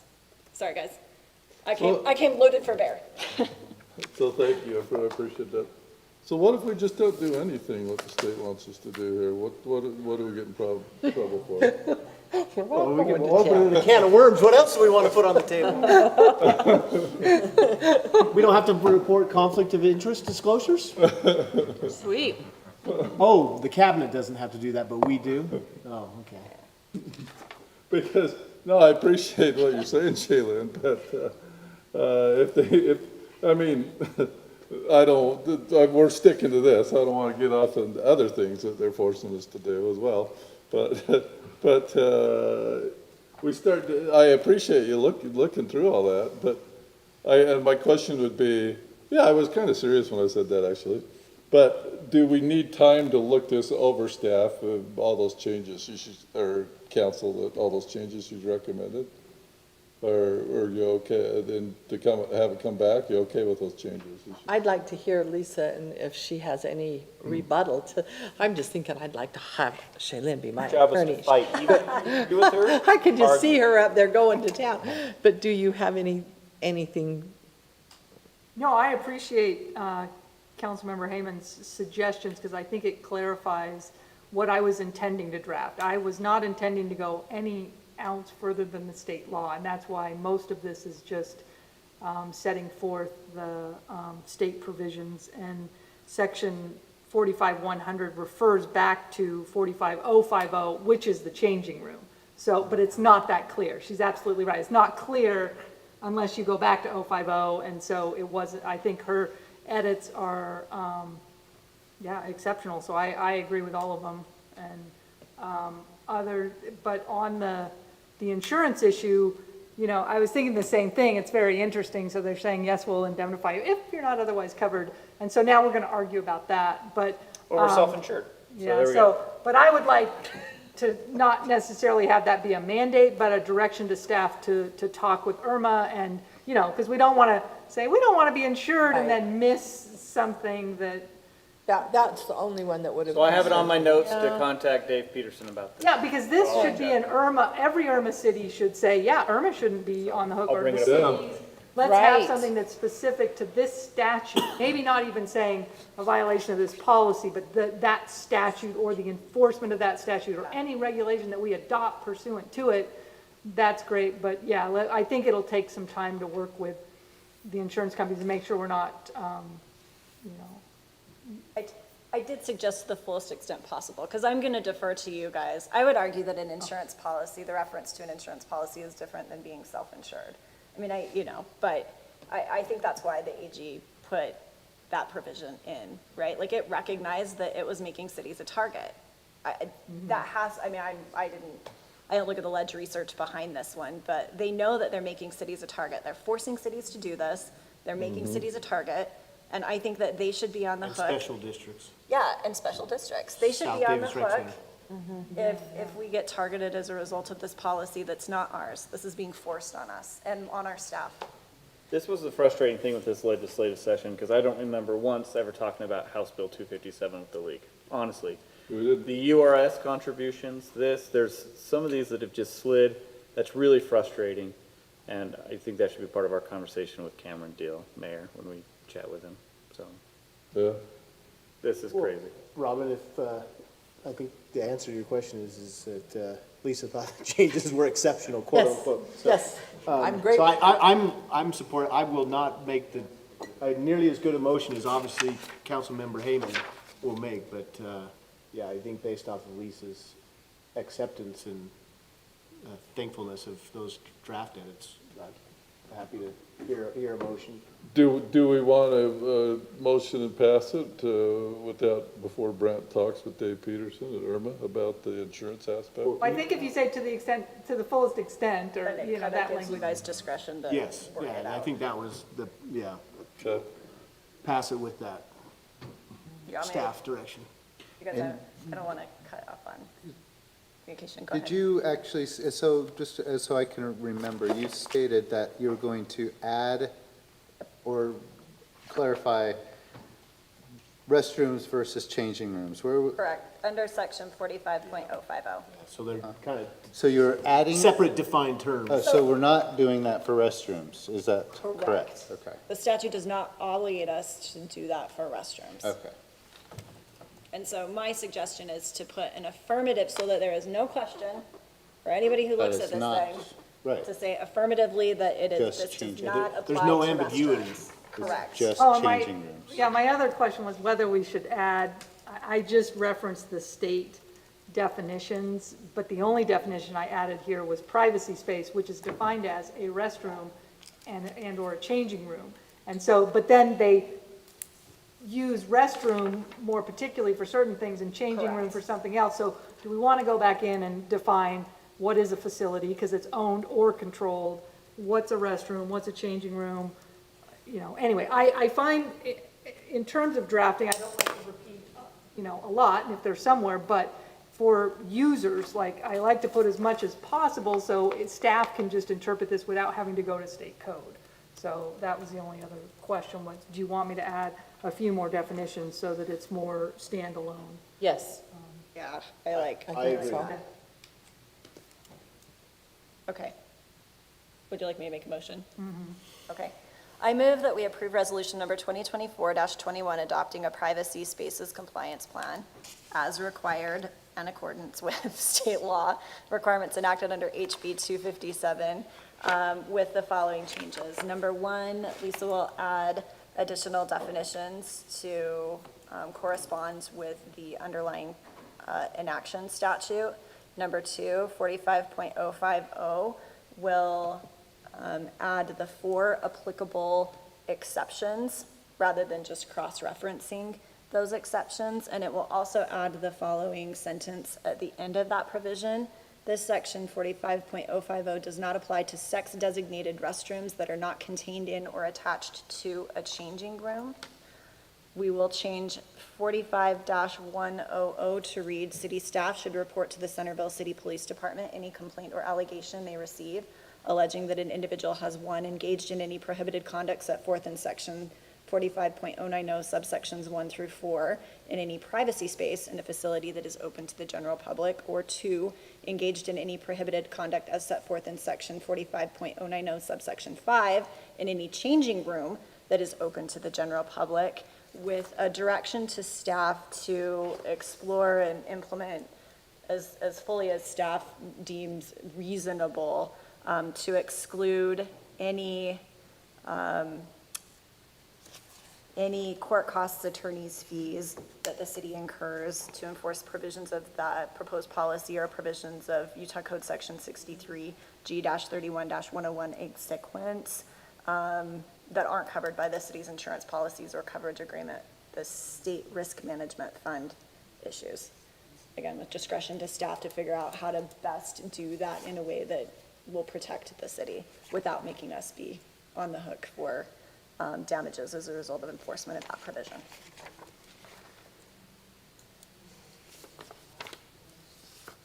Got it all, Lisa? I emailed you the proposed language too, so. Second. Motion and second, further discussion? Start with a vote here to my right. Aye. Aye. Aye. Aye. Aye. Thank you, Shailen. Passes thank you. unanimously. Great work. Thank you, guys. All right, let's go to the minutes. We have September 3rd work session, September 3rd city council, September 3rd closed session, and August 20th city council amended minutes that we discussed 2 weeks ago. So, any changes to those, or do we have approval? I'll make a motion to approve the minutes. Those include the August 20th minutes, right? Yes. Yeah. Yes. I liked those a lot, Jennifer. Thank you Yeah. so much. I liked them too. Thank you. How time consuming or otherwise did you feel that? Because that was part of our discussion last. So write that one paragraph? Well, Or, the sarcasm is thick. sorry. So part of the discussion we had was if you're gonna have to do more, would that feel more imposing? And how was that on the side? No, and I guess just for further clarification, we were talking about the usage of AI and me doing the minutes. I mean, I am, for the most part, doing the minutes all myself, using the AI to try to help me summarize that, but it's still like requiring a lot of Yeah, you still have to. work on that. So, but as far as what we discussed last time about like maybe using timestamps and trying to do other things like that, I haven't really changed anything yet since the last meeting. Just haven't really looked into all that stuff yet, but we'll try it coming up. Did we have a second? Somebody moved, right? I moved. Yeah. I'll No second. second. Oh, the motion is second, all in favor, aye? Aye. Opposed? All right, great. Minutes are approved. Councilmember Hayman is the report. All right. No. Okay, so you guys may not know this, but September 15th is the most wonderful day of the year for mosquito abatement. Because September 15th is a magical time when the sunlight versus the daylight hits just so that if the temperatures drop low enough, mosquitoes stop populating and they start going into hibernation and dying. I actually don't know if it got cold enough. Weekend. Yeah, I don't know if Did it it got today? cold enough to, it probably did today. So, mosquito populations should start going down and we'll start seeing them again in the spring. So congratulations, we are now in mosquito decline. The other thing, and just, I'll get you guys more information on this as I get more information, just to preliminarily put on your radar. Mosquito Abatement District is running out of space with regard to the storage of their chemicals, and chemicals are not something that you can just easily store willy-nilly in any space. They're gonna need to have a new, expanded facility to house those chemicals, and they're starting to look at, where we're gonna go and what facilities we're gonna need, and it's probably gonna require a bond. I don't have any details beyond that at this point, because it's still very much in its infancy, but I'll at least put that out there, that in the next year or two, that's probably coming down the pike. Do they not have enough space to do an outbuilding, like a masonry No, wall it's like enclosure? So they've looked at trying Absolutely no to, space? they have tried to look at retrofitting their space, and it's just that they are very, very squished where they are. There's this little area of land next to them, but the people that own it are not So particularly they don't have interested any in excess selling land, it, so even it's for a just not 10 by great. 10 building? Because or it had to 20 do something with the ability to pull the trucks through, Yeah, and so yeah. it's just a, Are we delivery yeah, issues? yeah, so it's just they're looking at it. So I put that one on your radar, honestly, just more to put it on your radar. With regards to Whitaker Museum, so upcoming October 14th at the Smith Park is going to be the formerly known as Pumpkin Festival, now Fall Festival, so something to look forward to. And then you guys may remember at the last city council, or maybe my last presentation, I told you that they had brought in an outside organization to kind of scan their interior and be able to put up their interior space on VR. I understand from Bryce that they just got back yesterday or today a preliminary upload. So I'm going to turn the time over to to Haley. Congratulations, Haley, who I hope has given the link to Jennifer so that we can all, in the first instance, take a look at the interior VR. Okay.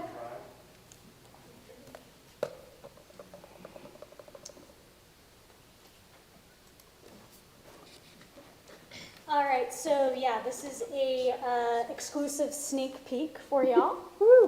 So you kind of look at the screen. Here it is. So you can, before you're able to click on. Hopefully, yeah. and go right on into the museum. We have, inside, we've got, you know, information, so you can go in, click on this, and kind of view it. You can also go even outside, we've got things, and it's pretty cool because we've been able to link the, our current outdoor tour where you can scan, and we've got, you know, the KSL host, Grant Nelson, who narrates some of these, so it's really cool. Watching over the east boundary of Centerville stands 3.3 miles of the mighty Wasatch Range. These mountains have played a key role for the indigenous people and the settlers who arrived in the territory. Timber for cabins, corrals, barns. So we have a bunch of those on our exterior as well, which is really neat to have. Centerville suffered from two major floods, one in 1923 and the other in 1930. Centerville sits below four large mountain canyons. We didn't get any. 83 wasn't a flood? We didn't get any big rock. Not major enough, jeez, yeah. We went chronological, I believe there is one out there Oh, got it. on that same. So anywhere there's an eye, Now I have to go back and show you this. So yeah, if you go down, it talks about all of the, oh, sorry, I gotta go back to my rock. This was only the initial, 23, It's pre-lab. 30, 83. There you go. So they'll get it. it goes through the whole thing there. So, yeah, Lisa has worked with getting all of the information input into these eyes. So she's been working really hard with, it's called VR Wizards, who has done this. So we have so many features. You can go in and click around and get information. you can go upstairs. Able to visit. Really looking good. Yeah. Really get a sense for the space, you know? And Haley, my recollection is that this was partly or totally funded with a grant that you had obtained? No, we paid through this for general fund money. Oh, there was no grant? None. All right. It was I a couple, we swear- paid for it a couple years ago. I was gonna say, I swear somebody told me that it was a grant, and I thought it was you, and I thought it was Haley. Well, I'm just making stuff up at this point, but it's still cool. It was pretty reasonable. I think we paid $3,600 for it to be done. And so a big part of why this took place is we were trying to expand the viewership of the museum beyond just our Centerville residents. And so a big part of this is being able to track the data behind the clicks and the viewability and trying to show that, you know, there's more people viewing the museum, not just in person, but also online, and giving people who can't visit the museum an opportunity to view it online as well. If you go back outside Haley, that she also did a piece at the summer kitchen. So if you click on the summer kitchen, you can go inside the summer kitchen and kind of see that space. We really can add on to this at any point. We can add to the video. And so this is just a really good starting point, I think, for what the museum can offer. So it's pretty cool. Right, speaking of which, so you also sent us Lisa's report. I just had a question. I don't know how to interpret the. Yeah, we're working on that. Oh, okay, because I was like, for example, docent volunteers hours, fourth quarter, 25 hyphen 126. What is, to me, that's a fraction, but I don't know what that means. I don't know. 25 out I'd have to go back and look. eligible, or Yeah, I'd Okay. have to go back and look exactly, because maybe Haley, I won't ask Bryce, I'll ask Haley, maybe just talk to Lisa. I don't know what that means. Does that make sense? Like volunteer hours, school volunteer hours, 43 /50. I don't know if it's comparing it from the previous I quarter. believe it's Okay. from the last year. to Oh, so this it's like a year. year-over-year comparison? We'll have a better reporting Just system. ask, just so that we understand how to For sure. understand that. Okay. So that was all I had by way of my council So report this is a pretty update. cool piece. We're excited to roll it out. I think it will be well-received, and I think it has lots of potential to grow and not just be, we can always rotate through and change the pieces that we're looking inside as well. And as it gets curated differently, we can definitely talk about those. And there are some grants out there where we could do a secondary piece, so.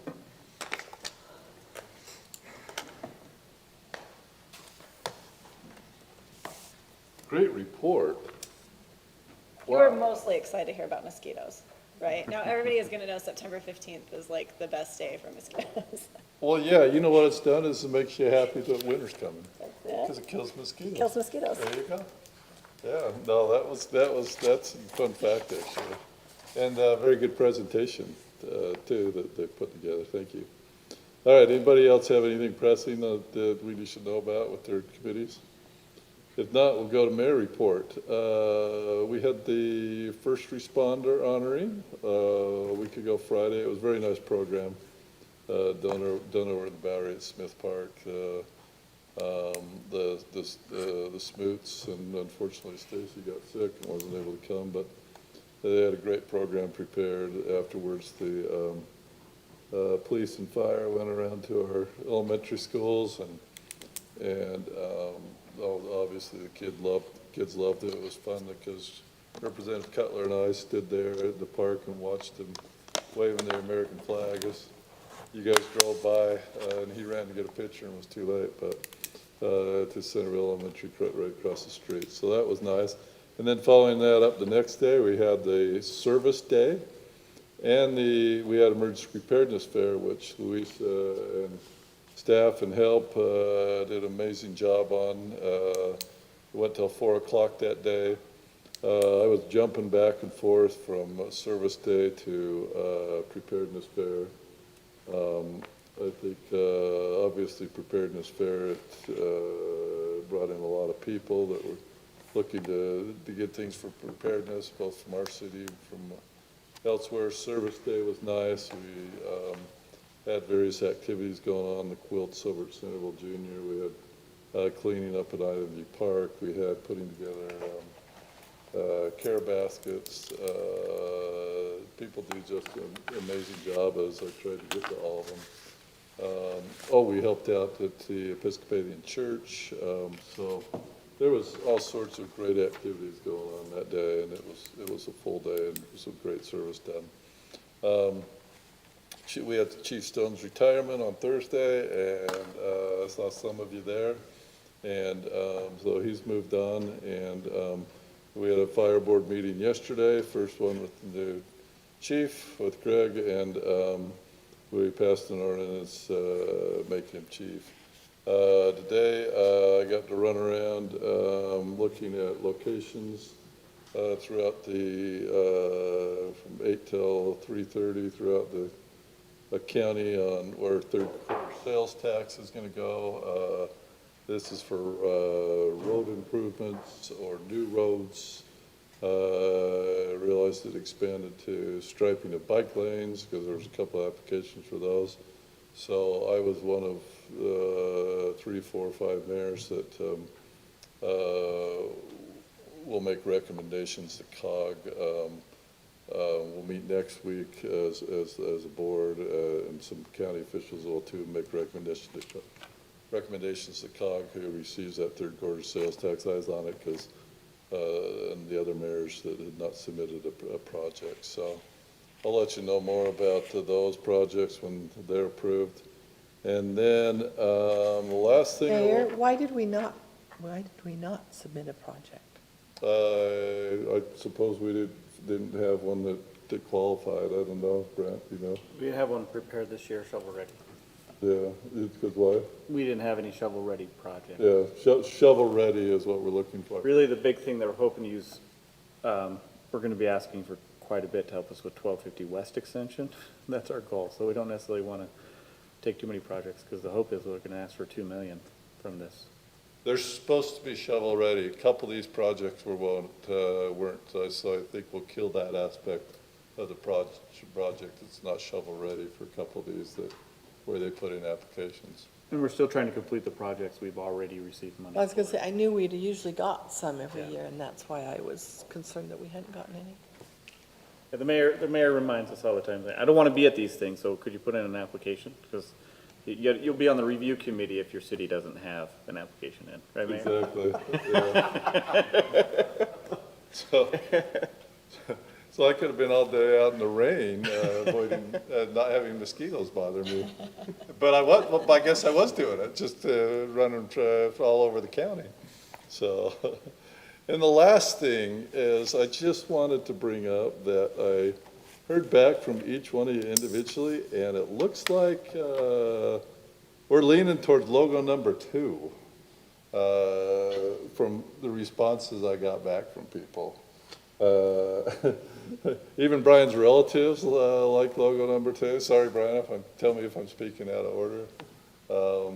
My people I contacted were kind of split, so I don't necessarily want to get a big discussion because it's not on the agenda, but I do want to get staff moving forward with what they're doing because it sounds like even though some of us still like number 1, we're at least 4 or 5 of us, I don't know where you're at for sure, or 5 or 6 of us, kind of are saying, hey, let's move forward with that logo number 2. So, you know, so thank you for getting back to me, everybody. So, but any questions for me? Mayor, I made a not-so-veiled comment about the governor's cabinet not having to release conflict of interest disclosures. I'll just repeat my personal frustration with that, and as well as Amendment D. I think things that are going on state level as it relates to transparency and disclosures are extremely concerning. I was asked to give a talk in a church meeting a couple of weeks ago, and I focused on the Constitution and the right of the people. And yes, we have a representative government, but at some point, if the people want to or feel a necessity to take control of some of their legislative decisions, they have that right. And part of the discussion was, or at least my talk was, that we as a citizenry and or legislative body peacefully persist until the next election, meaning that if the legislature doesn't like exactly what the citizens pass, they can always retool it, refine it in the next session. I vividly remember Robin, one of the reasons why she ran for city council is because a legislative elected representative said, I know better than the citizens, and I just think that's wrong. So I know I'm on a soapbox, but I think those are extremely important. I see duplicitous nature in our legislative representatives as it relates to them interacting with us and them not wanting any federal oversight at the same time. So. Yes, and thank you, because that reminded me of one other thing I should report as well, too. I reported 2 weeks ago about some things that took place with the homeless center potentially in North Salt Lake. Well, that was killed because residents came out in force in North Salt Lake to kill that. And you probably recall in my comments that I faced some disappointment, and that was from disclosure of things not being disclosed, you know, that I've had some talk with those people saying, hey, we can do that in our private businesses, but things of the public, we need to have full disclosure on. So, yeah, so thanks, that reminded me of that as well, too. So have they got anywhere else for one? I don't have anything right now, so. I don't like the arguments that residents use, because ultimately, some city will have a homeless shelter in there, and I hope that would be our character to take care of the less fortunate. Does it come with its challenges? Absolutely, and will we need to come together as sister cities and help each other out if it's a little bit more crime help or mental health help? Yeah. But I would hope that if a location was nominated in Centerville, we would say yes with parameters. But, yeah, that's my report, so. All right, Brent. All right, thanks, Mr. Mayor. I have a few items. One thing I want to report on first is I had this honor and privilege to attend a water school last week, which was really kind of weird to me because I don't know why I was invited to attend this water school. But it's Prepare 60. So Prepare 60 is the 4 big general managers, conservancy districts, Weaver Basin, Jordanelle, Central Utah, and Washington County Conservancy District. Really, they're trying to find a way to solve our water crisis right here in the state. So they created this Prepare 60. I'm sure you've seen it in different places, but I was invited to it. I thought it was kind of a mistake. In all honesty, I'm like, why am I going to this? But it was really an honor. When I got down there, there was about 20 of us across the state who were invited to attend. There was Mayor of Layton was there, the city manager of Ogden was there, but there was 4 or 5 House representatives, state House representatives there. Anyway, it was just a really good mix of different elected officials and administrators attending this to discuss the water issues. But ultimately, it's been a day and a half of just going in depth about how our water works in the state of Utah, and it helped give me a greater appreciation for the situation we're in. They really talked about, we're the second driest state in the country, and we really don't live that way. And Beaver Basin says, look, we're going to be out of water in 20 years. And that's a different combination of things, whether it's growth or just the way we use our water. Learned a lot about the Colorado River and how that's divided up. We're in the upper basin, kind of Arizona's in the lower basin. But what I really found interesting was Washington County is in the lower basin of the Colorado, but in the state of Utah. And this is why they're struggling, because they actually don't have water rights to their area, right? They don't have anything coming off the Colorado because they're in the lower basin. And Lake Powell's that dividing line. And so they have to be on the bottom half of the Colorado, but Arizona doesn't want to, but they never got any rights in southern Utah or at the beginning because there was no population there. Now they're wrestling. Anyway, so it was really kind of fascinating. There was a conversation with Southern Nevada Conservancy District talking about their issues where, again, Las Vegas only has so many acre feet of water shares on the Colorado, and they are growing crazy. So Las Vegas is really in trouble. About 20, 30 years ago, they implement all these conservation efforts. Very strict conservation efforts. They don't allow evaporative coolers in commercial businesses. They have all these incentives. And I probably shouldn't share this, but there's actually incentives to plant trees in your community, and they'll actually give you $100 to do so because that does help with the water loss, evaporation. Shouldn't share. But anyway, it was kind of fascinating to see what they're doing for rebates. But what I shared with Scott Paxton, our Weaver Basin district manager, was this rebate program where we're getting some grief about that we don't participate in. And I shared with him the frustration that we're incentivizing residents to take out grass in their yard, but we're the ones stuck with enforcing it. So we're the ones bearing really the cost of enforcing what you're trying to do. And Southern Nevada actually shared, I had lunch with him, I sat with him and Scott. And the way they do it in Las Vegas is they will incentivize you to rip out grass, $3 a square foot up to 10,000 square feet, but you have to give a conservation easement on your property to ensure that it stays that way.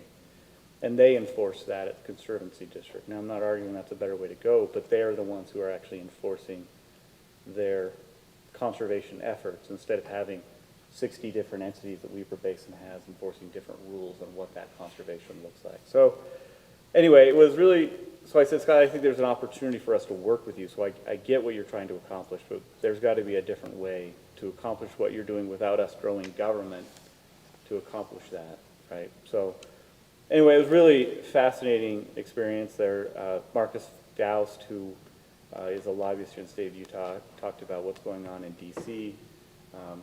BOR and them aren't actually giving out any more loans for water projects, which I found fascinating. I didn't know that. Did you know that, Councilmember Hurst?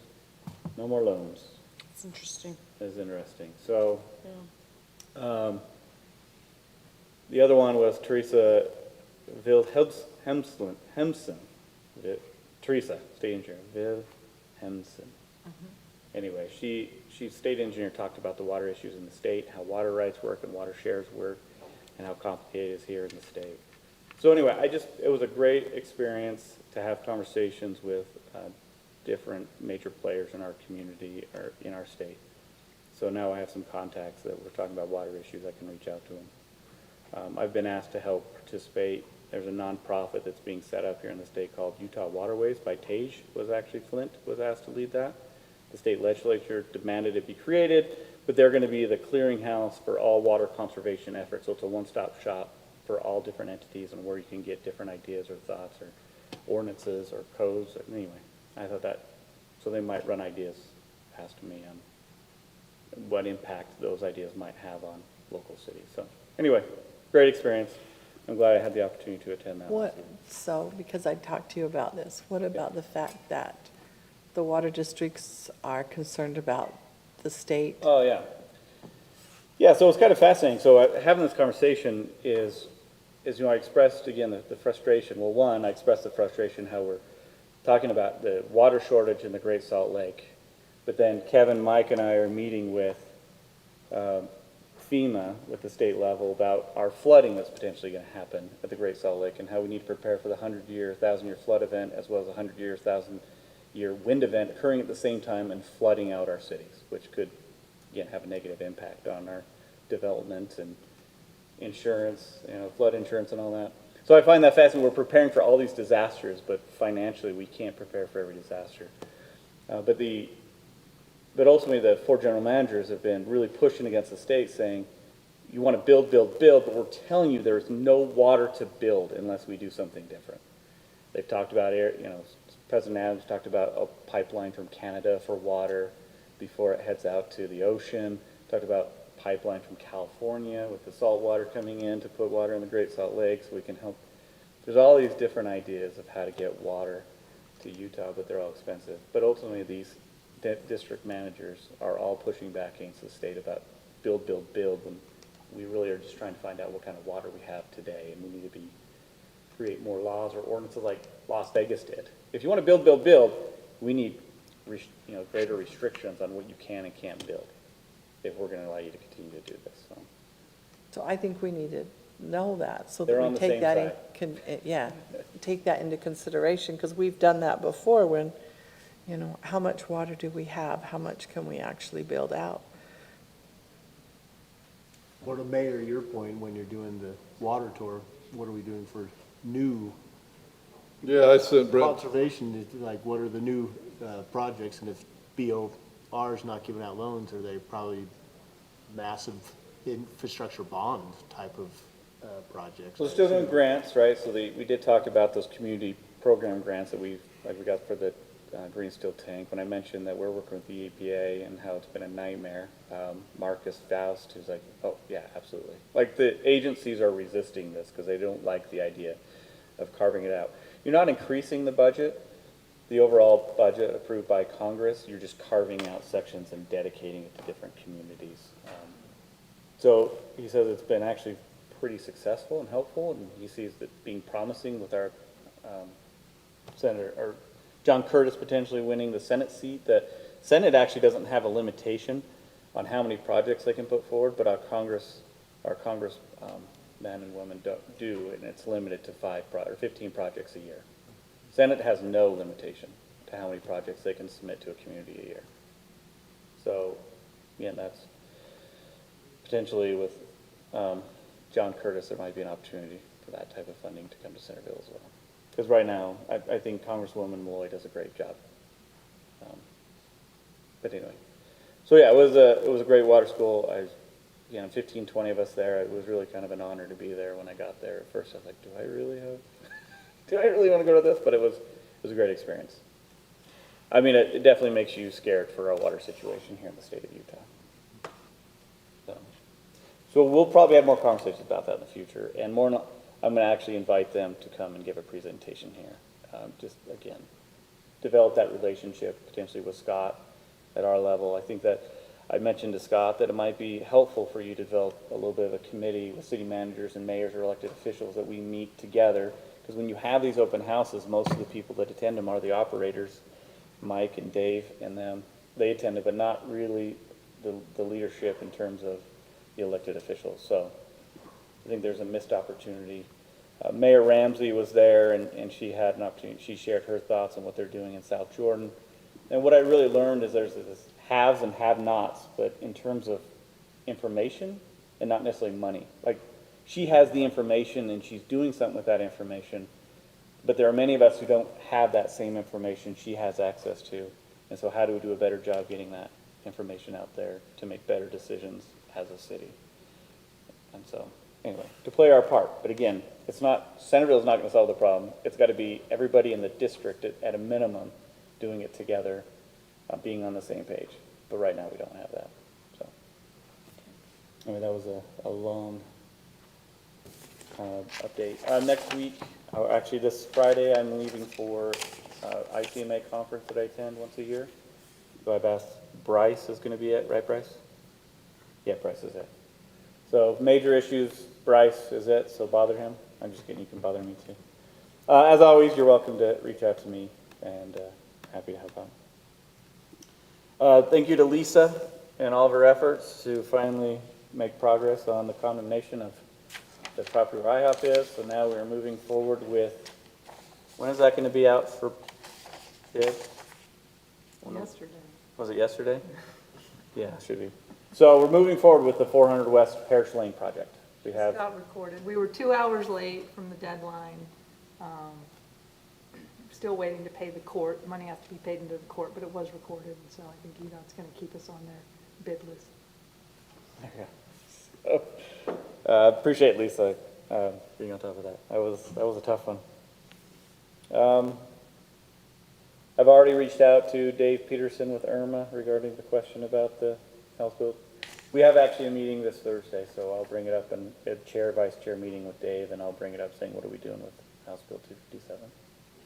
So I've already sent him an email. And one more thing, Haley, will you come up here and tell us about the volunteer? Absolutely. Yeah, so we're bringing back our volunteer dinner. I know I did send an email out to you guys as well, so you can get that put in your calendars for November 7th. And this is really about acknowledging, honoring, kind of loving on those volunteers that we have. We're not effective or impactful without them, so we want to show them appreciation.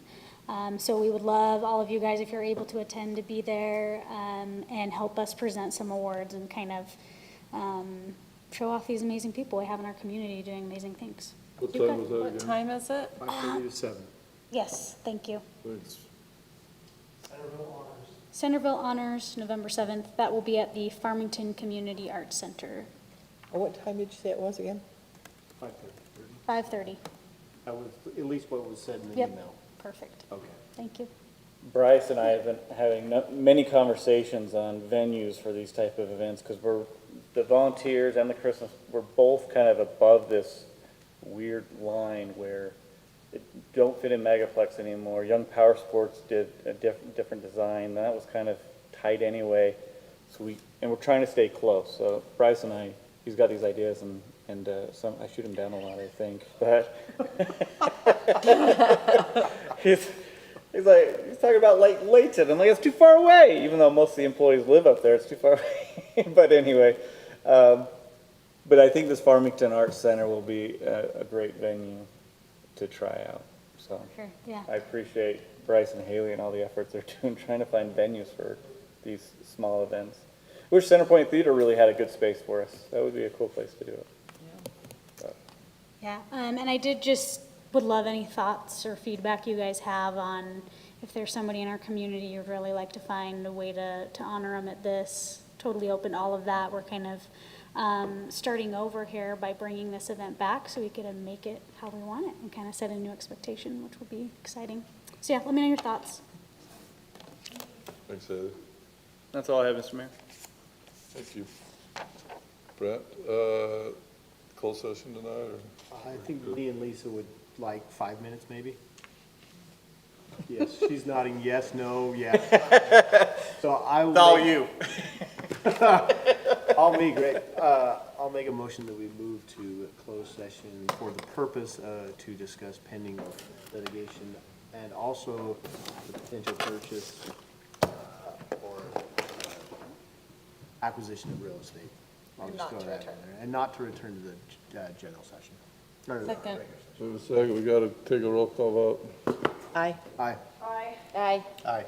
So we got our 66.67%, right?